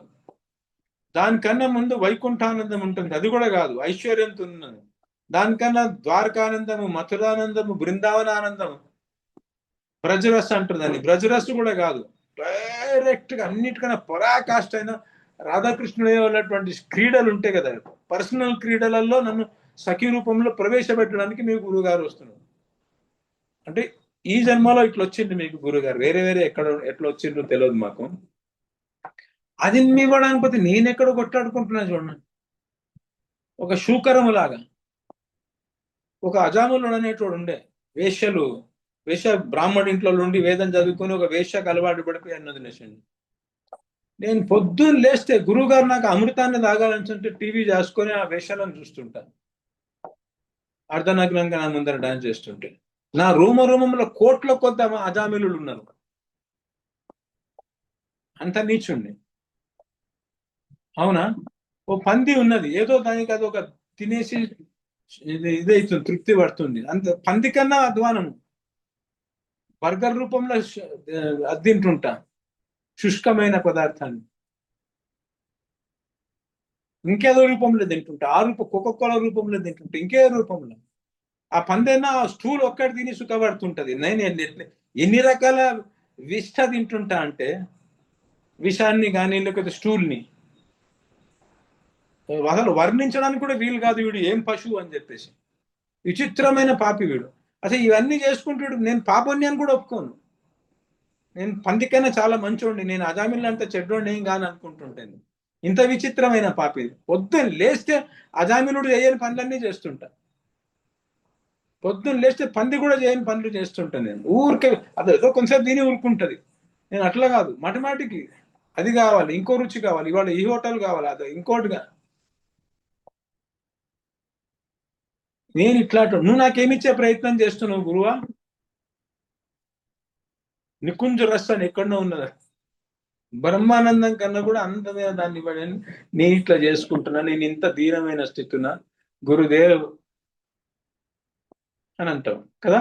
ఇది రావాలి అన్న, ఇది రావట్లేదు మీరు చెప్పేది అట్లా. ఇంకా మీరు గురువు గారు గొప్పడు అంటున్నా కానీ మీ దీనస్థితి అన్నది. ఈ ఎగ్జాంపుల్ మీకు అర్థమైంది కదా. ముఖేష్ అంబానీ గొప్పోడే కావచ్చు, నేను మాత్రం తక్కువనా? ఈ గల్లీలో నేనే రాజా అన్నట్టు బతుకుతుంటాం మనం కదా. గురువు గారి దగ్గర మన వ్యవహారం అట్లుంటుంది అనమాట. అయిండొచ్చు ఈయన బ్రహ్మ అయిండొచ్చు, ఈయన కృష్ణుడు అయిండొచ్చు, ఈయన కానీ నాకేం తక్కువ ఉన్నది. నా లెవెల్లో నేను కూడా మంచిగానే ఉన్నాను. నా గల్లీకి నేనే డాన్ అన్నట్టు ఉన్నాం అనమాట. అవును కదా. సో గురుదేవి శరణమే అయ్యింది కదా. నెక్స్ట్ చెప్పే ప్రయత్నం చేయండి, కొద్ది క్లుప్తంగా చెప్పుకొని ఆపేద్దాము. ఇవాళ ఆ టాపిక్ చెప్పుకునేందుకు మనకి కొంత టైం పోయింది. ఆ 9 స్టేజెస్. గురుదేవ్ శరణమే ఆయి. శరణమే ఆయి అన్నప్పుడు మీ లోపల ఏం అర్థ భావన కనుక చాలా శుష్కంగా చెప్పాలని అంటే ఏమంటాం మనము? గురువు గారు నేను నీ శరణాలకు వచ్చాను. ఇవన్నీ మనం అందరం అంటాం. గురువు గారు మిమ్మల్ని వదిలిపెట్టిపోయాము, మీ శరణలోకి వచ్చినామని. ఇక్కడ మనం అందరం, నాకు వచ్చిన ప్రతి శిష్యుడు అంటూనే ఉంటాడు ఇట్లా. ఒక్కడగాడు శరణాగతి కానీ అంటుంటాడు అట్లా, నోటుతో అనాలి కాబట్టి ఇట్లా. అవునా? ఈ శరణమే ఆయి అన్నప్పుడు ఏం బాధ ఉండాలి? ఏమి అర్థభావన ఉండాలి అంటే ఏం భావంతో అనాలి మీరు? ఇది గురువు గారు నేర్పిస్తున్నాడు. మీకేమో అర్థభావన మీరు ఏదో పుస్తకాలలో చదివి చెప్పినట్టు అట్లా బట్టి కొట్టి చెప్పినట్టు చెప్తుంటారు. నోట్స్ అన్ని రాసుకొని చెప్పినట్టు చెప్తుంటారు. భావం ఉండదు అందులో. భావం లేకపోతే భక్తి కాదు, అది సాధన కాదు. గురువు గారు ఇట్లాను ఈ భావంతో అని చెప్తుంటాడు అనమాట. మీరు దాన్నే అర్థభావన చేయించుడు అంటే, గురువు గారు సాధన చేయించుడు అంటే ఏదైతే చేస్తే మీరు కృష్ణుని యొక్క కరుణను పొందగలుగుతారో, ఎట్లా సాధన చేయడం వల్ల గురువు గారి యొక్క హృదయాన్ని కరిగించగలుగుతారో అది గురువు గారు మీకు అర్థభావన రూపంలో చెప్తుంటారు అనమాట. అది మీరల్లా కాదు, ఇక్కడున్న వాళ్ళల్లా కాదు. వాడు పరమ తృప్తుడే ఉన్నాడు తన తిండితోటి, తన ఆహార నిద్ర భయమైతున్నాలతో. బ్రహ్మదేవుడు లేడేమో అంత తృప్తిగా ఉన్నాడు ఇక్కడ, ఇన్ని తన్నం తినుకుంటా కూడా. విచిత్రమైన దశ కదా జీవండి. విచిత్రమైన పాపి అంటుంటాడు మా గురువు గారు. వీడు నేను పాపం చేస్తున్నాను కూడా అనుకోడు ఎక్కడ. సరే అయితే గురుదేవ్ శరణమే ఆయి అన్నప్పుడు ఏం భావన? శరణులకు వచ్చాను, ఇది లిటరల్ మీనింగ్, అర్థభావన ఎట్లా ట్రై చేయండి. మనలో తాపత్రయం ఉండాలి. గురుదేవునికి శరణమయ్యే తాపత్రయం మన మనసులో నుంచి ఆత్మతో ఉండాలి, మనసుతో ఉండాలి. అది సెంటెన్స్ లలో వివరించండి. కరెక్ట్ చెప్పింది మీరు, ఆన్సర్ కరెక్ట్ ఆన్సర్ ఇది. కానీ కొద్దిగా సెంటెన్స్ లలో అంటే అల్పులము అని చెప్పొచ్చునా ప్రభుజీ? అల్పులము ఇవన్నీ మీరు ఒక్కొక్క వర్డ్ చెప్తున్నా కానీ ఎక్స్ప్లెయిన్ చేయండి. నేను ఎంతసేపు ఎక్స్ప్లెయిన్ చేస్తున్నా ఒక విషయాన్ని. నేను ఒక్క అజామునుడు వేశ్య దగ్గరకు పోయి ఇప్పటి వరకు నేను పుట్టినప్పుడు పొద్దు నుంచి రాత్రాక వేషావృత్తే చేస్తుంటాను. నేను మార్చి ఛానళ్ళు చూస్తుంటాను నేను ఇట్లా అని. నేను అట్లా ఎక్స్ప్లెయిన్ చేయండి అని చెప్తున్నా కదా, నేను ఎంత పాపినో అని చెప్పడం కోసం. అట్లా ఇది కూడా ఎక్స్ప్లెయిన్ చేయండి ఇట్లా. నేను నీ శరణంలోకి వచ్చాను అంటే ఇంతకుముందు నేను చెప్పిన కదా, దాన్ని బట్టి అల్లుకోండి. మెల్లిమెల్లిగా అలవాటు అవుతుంది మీకు.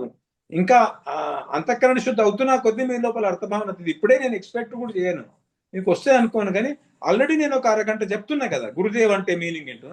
అందులో నుంచి అల్లుకొని 2 వాక్యాలు ఎక్కువ చెప్పండి, నేను తృప్తి పడిపోతాను. ఇట్లా రావాలి తెలియని అభాగ్యురాలని గురుదేవ్, నేను ఏమీ తెలియని దానిని అభాగ్యురాలిని గురుదేవ్, నన్ను మీ శరణంలోకి తీసుకోండి అనే భావన చెప్పచ్చు. అంటున్నాం, తీసుకోండి కాదు. నెక్స్ట్ దాంట్లో మీరు నన్ను తీసుకోండి అన్నది. ఇక్కడ మీరు తీసుకోండి అనలేదు. గురువు గారు నేను శరణంలోకి వచ్చాను, అభాగ్యురాలని కాబట్టి, చాలా అభాగ్యురాలని కాబట్టి మీ శరణు వచ్చాను అని చెప్పచ్చు. చాలా దీనురాలిని, అభాగ్యురాలిని, ఏమీ లేని దానిని, ఏమీ రాని దానిని, ఏమీ తెలియని దానిని అని చెప్పచ్చు. నిర్భయంలో ఉండి ఏమీ తెలియని అయోమయంలో ఉండి మీ శరణంలోకి వచ్చిన. Very good. ఇంకొక వాక్యం అయిపోయింది. అట్లా ట్రై చేయండి. ఇంకొక వాక్యం నేను చెప్పాను ఒక వాక్యము. గురువు గారు, నువ్వు నాకు వాస్తవికమైన శ్రేయోభిలాషివి. ఏ ఆనందాన్ని, ప్రేమను నేను ఈ ప్రపంచంలో వెతుకుతున్నానో అది వాస్తవికంగా ఇచ్చేవాడివి నువ్వు ఒక్కడివే. ఇద్దరు శ్రేయోభిలాషులు ఉంటారు. అంటే మనకు కావాల్సిన ఆనందాన్ని ఇచ్చేవాళ్ళు, ప్రేమని ఇచ్చేవాళ్ళు ఒకళ్ళు హరి, ఒకళ్ళు గురు. కానీ గురువు గారు, నేను ఎంత పిచ్చిదాన్ని అంటే ఇట్లా యాడ్ చేసుకుంటూ పోవాలి. ఎంత మూర్ఖురాలనంటే ఇన్ని తన్నులు తింటున్నా కానీ నీ దగ్గర అడగకుండా ఇక్కడ పోయి అడుగుతున్నాను ఇంతకాలం నుంచి. ఇట్లా అనంతకాలము అట్లా తిరుక్కుంటూ తన్నులు తినుకుంటూ బద్ధురాలనైపోయి కష్టాలు పడుకుంటూ తాపత్రయాలు చెందుకుంటూ చాలా అలసిపోయి ఉన్న గురువు గారు, ఇక నేను ఇంకా మళ్ళీసారి అక్కడికి పోయేది లేదు. ఇంకా నేను మీ శరీరంలోకి వచ్చేసాను. ఇంకొకళ్ళ ముఖమే చూసేది లేదు, నేను ఇంకొకళ్ళ దగ్గర ఆశ్రయమే తీసుకునేది లేదు, ఇంకెక్కడ వెతికేలేదు. ఏం వెతికినా మీ పాదాల దగ్గరనే వెతుకుతా. ఇదంతా ఎందుకైంది అంటే, మీరు నీ మనసు నీ బుద్ధి నాకు ఇయ్యవైనా పాకి వాళ్ళగా నేను గడుగుతా అని గురువు గారు అంటుంటే కూడా నా మనసును నేను మీకు ఇవ్వకుండా నా మనసును నా దగ్గరనే పెట్టుకున్నా, నా బుద్ధిని నా దగ్గరనే పెట్టుకున్నా. అది చేసుకున్నందుకు నాకు ఇన్ని కష్టాలు దాపురించినాయి. మన తన్నులు తింటున్న నాకు బుద్ధి రాలేదు. అనంతమైన జన్మలు ఇట్లా తిరుగుతూ ఉన్నాను. కానీ ఇప్పుడు గురువు గారు నేను అర్థం చేసుకున్నాను. మళ్ళోసారి నేను ఇంతగానో నిన్ను వదిలిపెట్టి నీ కష్టాలను అనుభవించుకుంటూ ఇక్కడ వాళ్ళ మీద డిపెండ్ అయినా కానీ నువ్వు మళ్ళా ప్రేమతోటి నా దగ్గర భగవంతుడు పంపించుడు నిన్ను నా దగ్గరికి. ఇప్పుడు మాత్రము ఇక పూర్తిగా నిర్ణయం చేసుకున్నా. ఇప్పుడు నాకు ఇంకా నువ్వు తప్పేమొద్దు, నీ పాదాలు తప్పేమొద్దు, నన్ను నేను పూర్తికి ఇచ్చేసుకుంటా. ఈసారి ఆ తప్పు చెయ్య. అనంతమైన సార్లు ఆ తప్పు చేసిన నీ మనసు బుద్ధి నాకు ఇవ్వబోయా నాయన, అది శత్రువు, నీకు అటే తిప్పుతుంది, అది మాయా బిడ్డ. నేను నాకున్న దివ్యమైన శక్తితో నేను దాన్ని కడుగుతా, నేను తోముతా అని అంటే కూడా నేను ఇవ్వలే గురువు గారు. ఇంత నీచురాల్ని నేను. గురువు గారు శరణమే ఆయి. ఇప్పుడు నేను అట్లా ఆ తప్పు చెయ్యబోను. ఇంకెవ్వరిని నమ్మ, ప్రకృతి వైపుకి మళ్ళీసారి పోను. నా మనసు బుద్ధిని నా దగ్గరనే ఉంచుకోను. నేను నా సొంతంగా ఏదో చేస్తాను అనుకోను. లేకపోతే నేను టైం తీసుకుంటాను అని కూడా అనను. కొంత కాలమైనాక నేను సరెండర్ అయితే అట్లా కూడా అనను.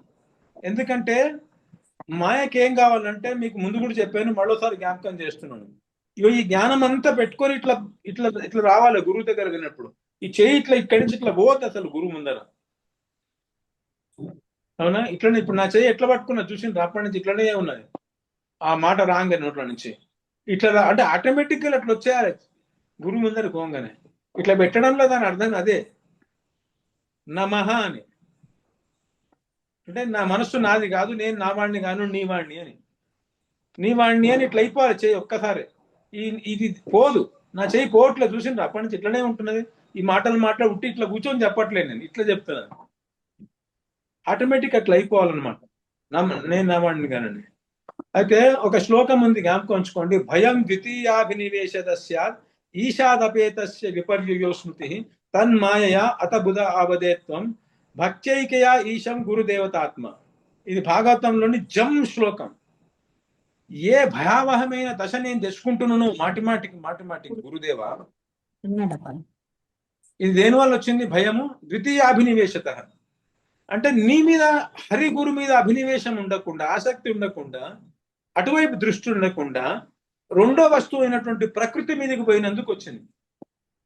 అవునా? ఎంతసేపు ప్రకృతి వైపుకి పోయాను?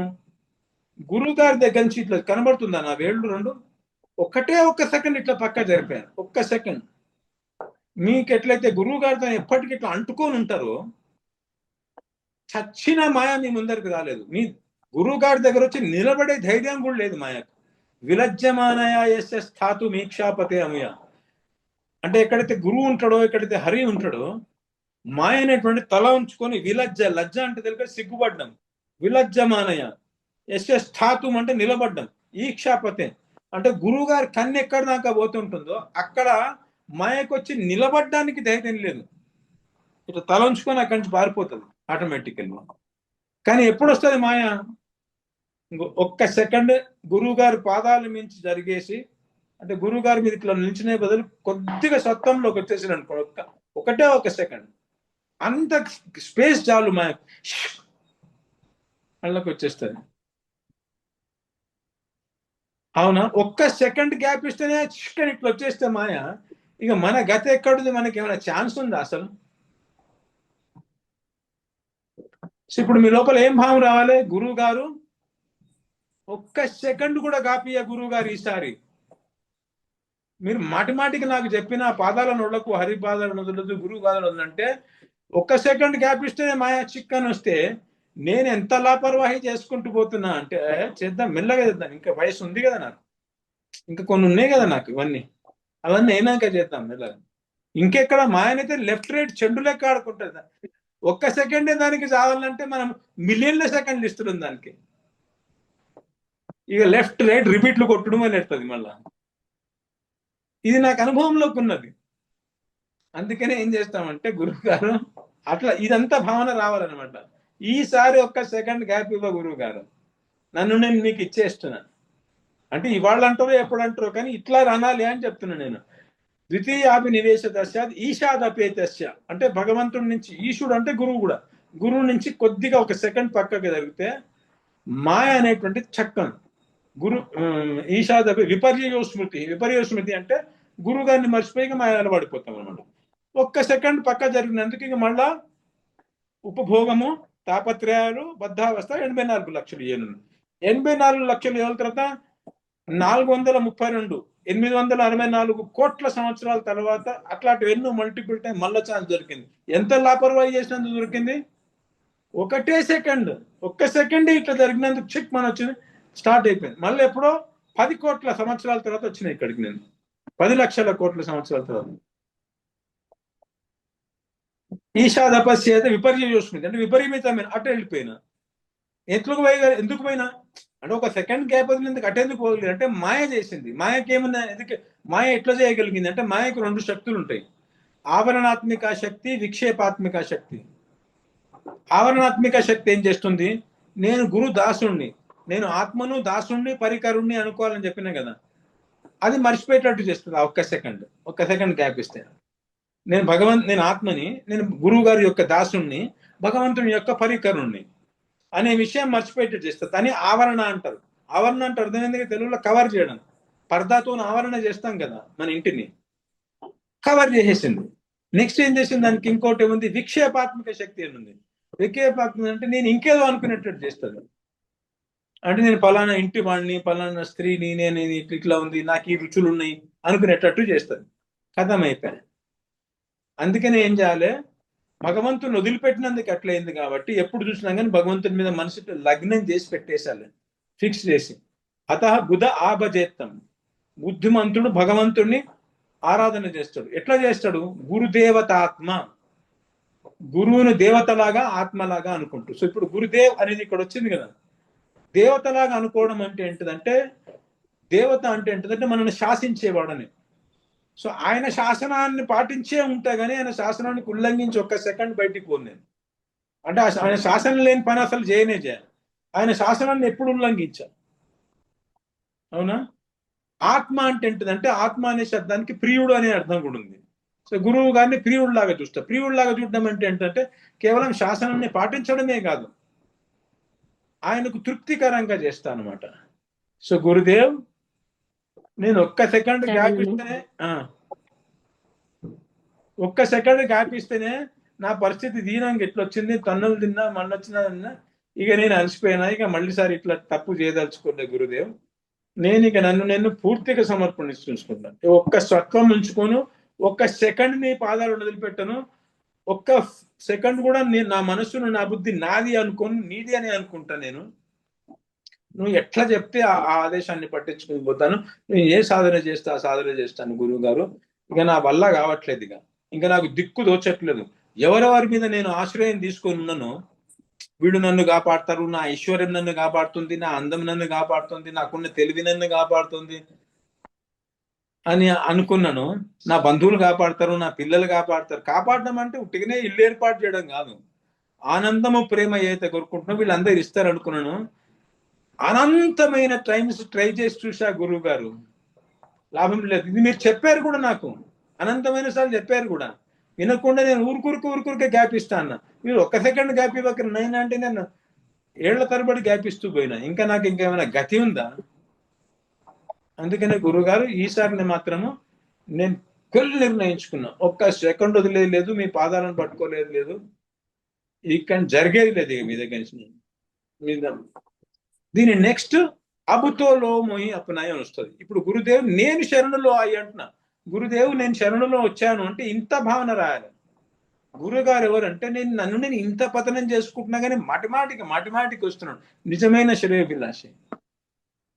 నేను ఇప్పుడు ఇన్ని అనుభవాలు ఉన్నాయి కాబట్టి నీకు శరణంలోకి వస్తాను. ఈ భావం ఎప్పుడైతే మీకు వస్తుందో అప్పుడు గురువు గారు మిమ్మల్ని పికప్ చేసి ఏమైనా చేసే అవకాశం ఉంటుంది. ఈ భావం లేకుండా ఉట్టిగరే టైం పాస్ చేసినట్టు నడుచుకుంటూ పోతున్నాను అనుకోండి, ఇక ఈ జన్మ కూడా కలిసిపోతుంది. మళ్ళీ 84 లక్షల తర్వాత మళ్ళీ క్లాస్ తీసుకుందాం రసోపాసన.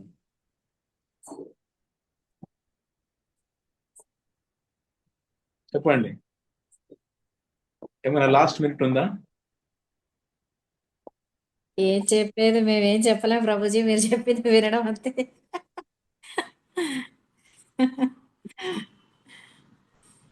ఇది ప్రాక్టీస్ చేయమని చెప్పడమే కదా.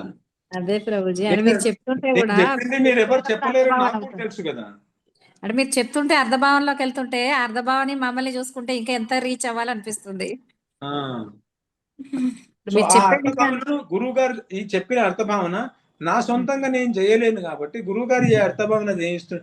ఎందుకంటే నా నిజమైన దశ నాకే తెలియదు. నేను అన్నా కదా, నేనేమన్నా తక్కువనా, నాకేం తక్కువ ఉందని నువ్వు ఏదో నేను ఒక ఇట్లా అంటున్నాను, నేను చాలా మంచోడిని నేను కదా అని అనుకుంటుంటాం మనము. మనకు ఆ దీనావస్థ మనకు రాదు. గురువు గారికి తెలుసు కదా మీరు ఎంత దీనులు ఉన్నారు అని, దీనమైన స్థితిలో ఉన్నారు. గురువు గారికి అది కూడా తెలుసు మీరు ఎక్కడ పోతున్నారు అని చెప్పేసి. మీరు ఏ జన్మలు ఎత్తారు గురువు గారి దగ్గరికి పోగానే మీరు ఏమేమి చేసి వచ్చిండ్రో అనంతమైన జన్మలు ఆయనకు ఫైల్స్ అన్నీ ఓపెన్ అయిపోతాయి. మీరు చెప్పుకోవాల్సిన అవసరం లేదు, నేను 40 ఏళ్ళ నుంచి సాధన చేస్తున్నా, నేను ఇది చేసిన అది చేసిన అని గప్పలు కొట్టాల్సిన అవసరం లేదు. ఏ సెకండ్లో ఏమేమి పాప ఆలోచనలు మీకు వచ్చినాయి అన్నీ ఆయన దగ్గర ఫైల్ ఓపెన్ అయి ఉంటుంది. ఆయనను మభ్య పెట్టలేదు. మీరు మందికి చెప్పొచ్చు నేను చాలా గొప్ప సాధకురాల్ని, నేను చాలా గొప్ప భక్తురాల్ని అని మందిని అభిభూతం చేయొచ్చు, మనం డ్రామా చేయొచ్చు. కానీ గురుగారి దగ్గర అట్లా చేయలేము. ఎవ్రీ సెకండ్ మీ లైఫ్ అట్లనే ఎవ్రీ సెకండ్ మీరు ఎక్కడ పోతున్నారో ఆయన కనబడిపోతుంది. మీరు ఇప్పుడు ఉన్న దశలో ఏ పశువు అవ్వబోతున్నారు అంటే ఏ పశువు యొక్క 3 కాళ్ళను ఆల్రెడీ తయారు చేసుకొని ఆ 4వ కాలు కోసం వెయిట్ చేస్తున్నారో గురుగారికి తెలిసిపోతుంది. అంటే ఆ 4వ కాళ్ళు తయారు కాగానే అటు వెళ్ళిపోవడానికి తయారై ఉన్నారని ఆయనకు తెలిసిపోతుంది. కాబట్టి ఇట్లా ఈ అర్థభావన ఆయన మీతో జయించగలుగుతాడు. మనకే అర్థం కాదు ఇది. ఆయన చెప్పినది ఇంటెలెక్చువల్లీ అర్థం చేసుకొని కరెక్టే అనిపిస్తే, శ్రద్ధ ఉంటే కరెక్టే అనిపిస్తుంది. ఈయన చెప్పినంత కరెక్టే, అవును నేను ఇంత దీని నేను అనుభవంలోకి లేదు, ఇంటెలెక్చువల్ కరెక్టే ఈయన చెప్పింది అనిపిస్తే అప్పుడు ఆయన చెప్పినట్టు మీరు అర్థభావన చేస్తే ఏమవుతుందంటే మీకు సాధక దేహం తయారుతుంది. అంటే ఏ సాధకుడు ఇట్లా మాట్లాడాలి, గురువు గారు నేను ఇట్లా దాన్ని ఒక్క సెకండ్ గ్యాప్ ఇస్తేనే 10 కోట్ల సంవత్సరాలు మాయమైపోయేటట్టు. నేను నాకేం కాదున్నాను అసలు. ఒక్క అజామనుడు ఒక్క వేషక నేను పొద్దున్న లేస్తే టీవీలో ఛానల్ మార్చి చూస్తుంటాను. నేను ఒక్క పంది ఒట్టి ఆ శూకరం ఉంది కదా, ఆ విష్ట తింటుంటది, నేను విష్టను మార్చి తింటుంటా. ఓనాడు ఈ పక్వానం, ఓనాడు ఈ పక్వానం, ఓనాడు ఆ పక్వానం. ఇంత దరిద్రుండి నేను అని మనం అనలేము. ఆయన అని చెప్పి చూపిస్తుంటాడు, ఎందుకంటే ఆయనకు తెలుసు కాబట్టి మన దశ ఎట్లుందని. అంటే భగవంతుని యొక్క ప్రసాదం, దివ్యమైన ప్రేమను ప్రసాద రూపంలో తినే బదులు ఇష్టాన్ని తినుకుంటూ కూర్చుంటున్నాం. మనంతా ఇష్టాన్ని ఆస్వాదించుకుంటూ కూర్చుంటున్నాం. ఇది ఆయనకు తెలుస్తుంది కాబట్టి ఆయన ఇట్లా చేయండి అని చెప్తే మీరు అట్లా చేస్తుంటే, సాధకుడు ఇలా అంటాడు కాబట్టి మీరు అలా చేస్తుంటే నీకు సాధక దేహం తయారవుతుంది అనమాట. అర్థమైందా? ఆ సాధక దేహం సాధన చేయగలుగుతుంది. సాధక దేహం ఎట్లా తయారవుతుంది? ఈ శరీరంతో, భౌతికమైన శరీరంతో గురువుగా చెప్పినట్టు మీరు అంటుండాలి పూర్తి విశ్వాసంతో. అంటుంటే అది సాధకుడు అనే మాటలు కాబట్టి ఆ మాటలు మాట్లాడుతుంటే సాధకుడు తయారవుతుంటాడు. ఆ సాధకుడు ని గురువు గారు నడపగలుగుతాడు, అందరికి సాధన చేయించుకుంటూ తీసుకుపోగలుగుతాడు. ఆ సాధక దేహం తయారైన తర్వాత ఆ సాధక దేహం సాధన చేయగలుగుతుంది. ఈ శరీరం చచ్చినా సాధన చేయదు.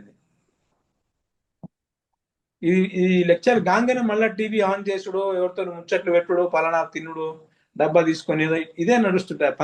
పంది వేషాలు, అజామీలు. ఈ సచ్చినా చేయలేదు. సరేనా? మీకేం కష్టం అనిపించట్లే కదా ఇంత షార్ప్ గా మాట్లాడుతుంటే? లేదు ప్రభుజీ, ఉన్న విషయం చెప్తున్నారు. గురువు గారు అంటే అనమాట నిక్కచ్చిగా బరువుగా ఉన్నాగని చెప్తుంటాడు అనమాట. గురువు అంటే బరువుడు అన్నమాట. లఘు అంటే చిన్నది, గురువు అంటే చాలా బరువుగా ఉన్నవాడు. ఇట్లయితేనే మీకు అర్థమై ఎప్పుడో అప్పుడు మీ లోపల అనిపించింది అనుకోండి, నిజంగానే ఇట్లా చేతులు జోడించేద్దామని చెప్పేసి.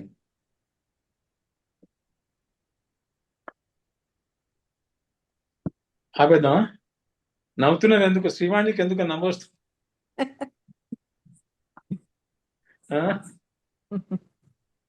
ప్రేమగా తిడుతున్నారు గురుజీ, ప్రేమగా తిడుతున్నారు.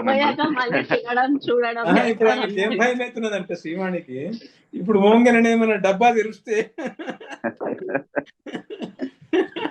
తినడానికి గురువు గారికి అన్ని తెలిసిపోతాయి అంటున్నాడు. ఏం పశువు కాబోతున్నానో గురువు గారికి తెలిసిపోతుంది, కానీ నవ్వు వస్తున్నది.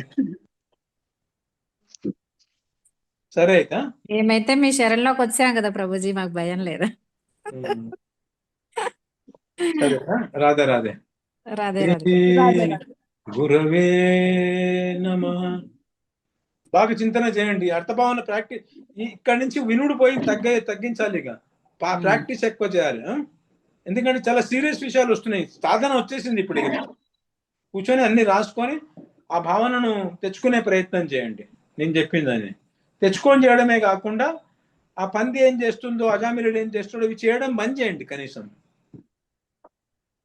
అర్థమై ఉంటుంది నేను చెప్పింది అంత. ఏమేమి అవన్నీ చేయడం బంద్ చేయండి. దాన్ని సన్యాసం అంటారు. 4 జరగాలి: కర్మ, జ్ఞానము, సన్యాసం. దాన్నే సన్యాసం. అవన్నీ వదిలిపెట్టడం. ఏదైతే నేను చేస్తున్నాను భక్తికి ఉపయోగం కానీ ఏదైనా కానీ మనం దగ్గర రానివ్వదు, వదిలిపెట్టేస్తుండాలి. సరేనా?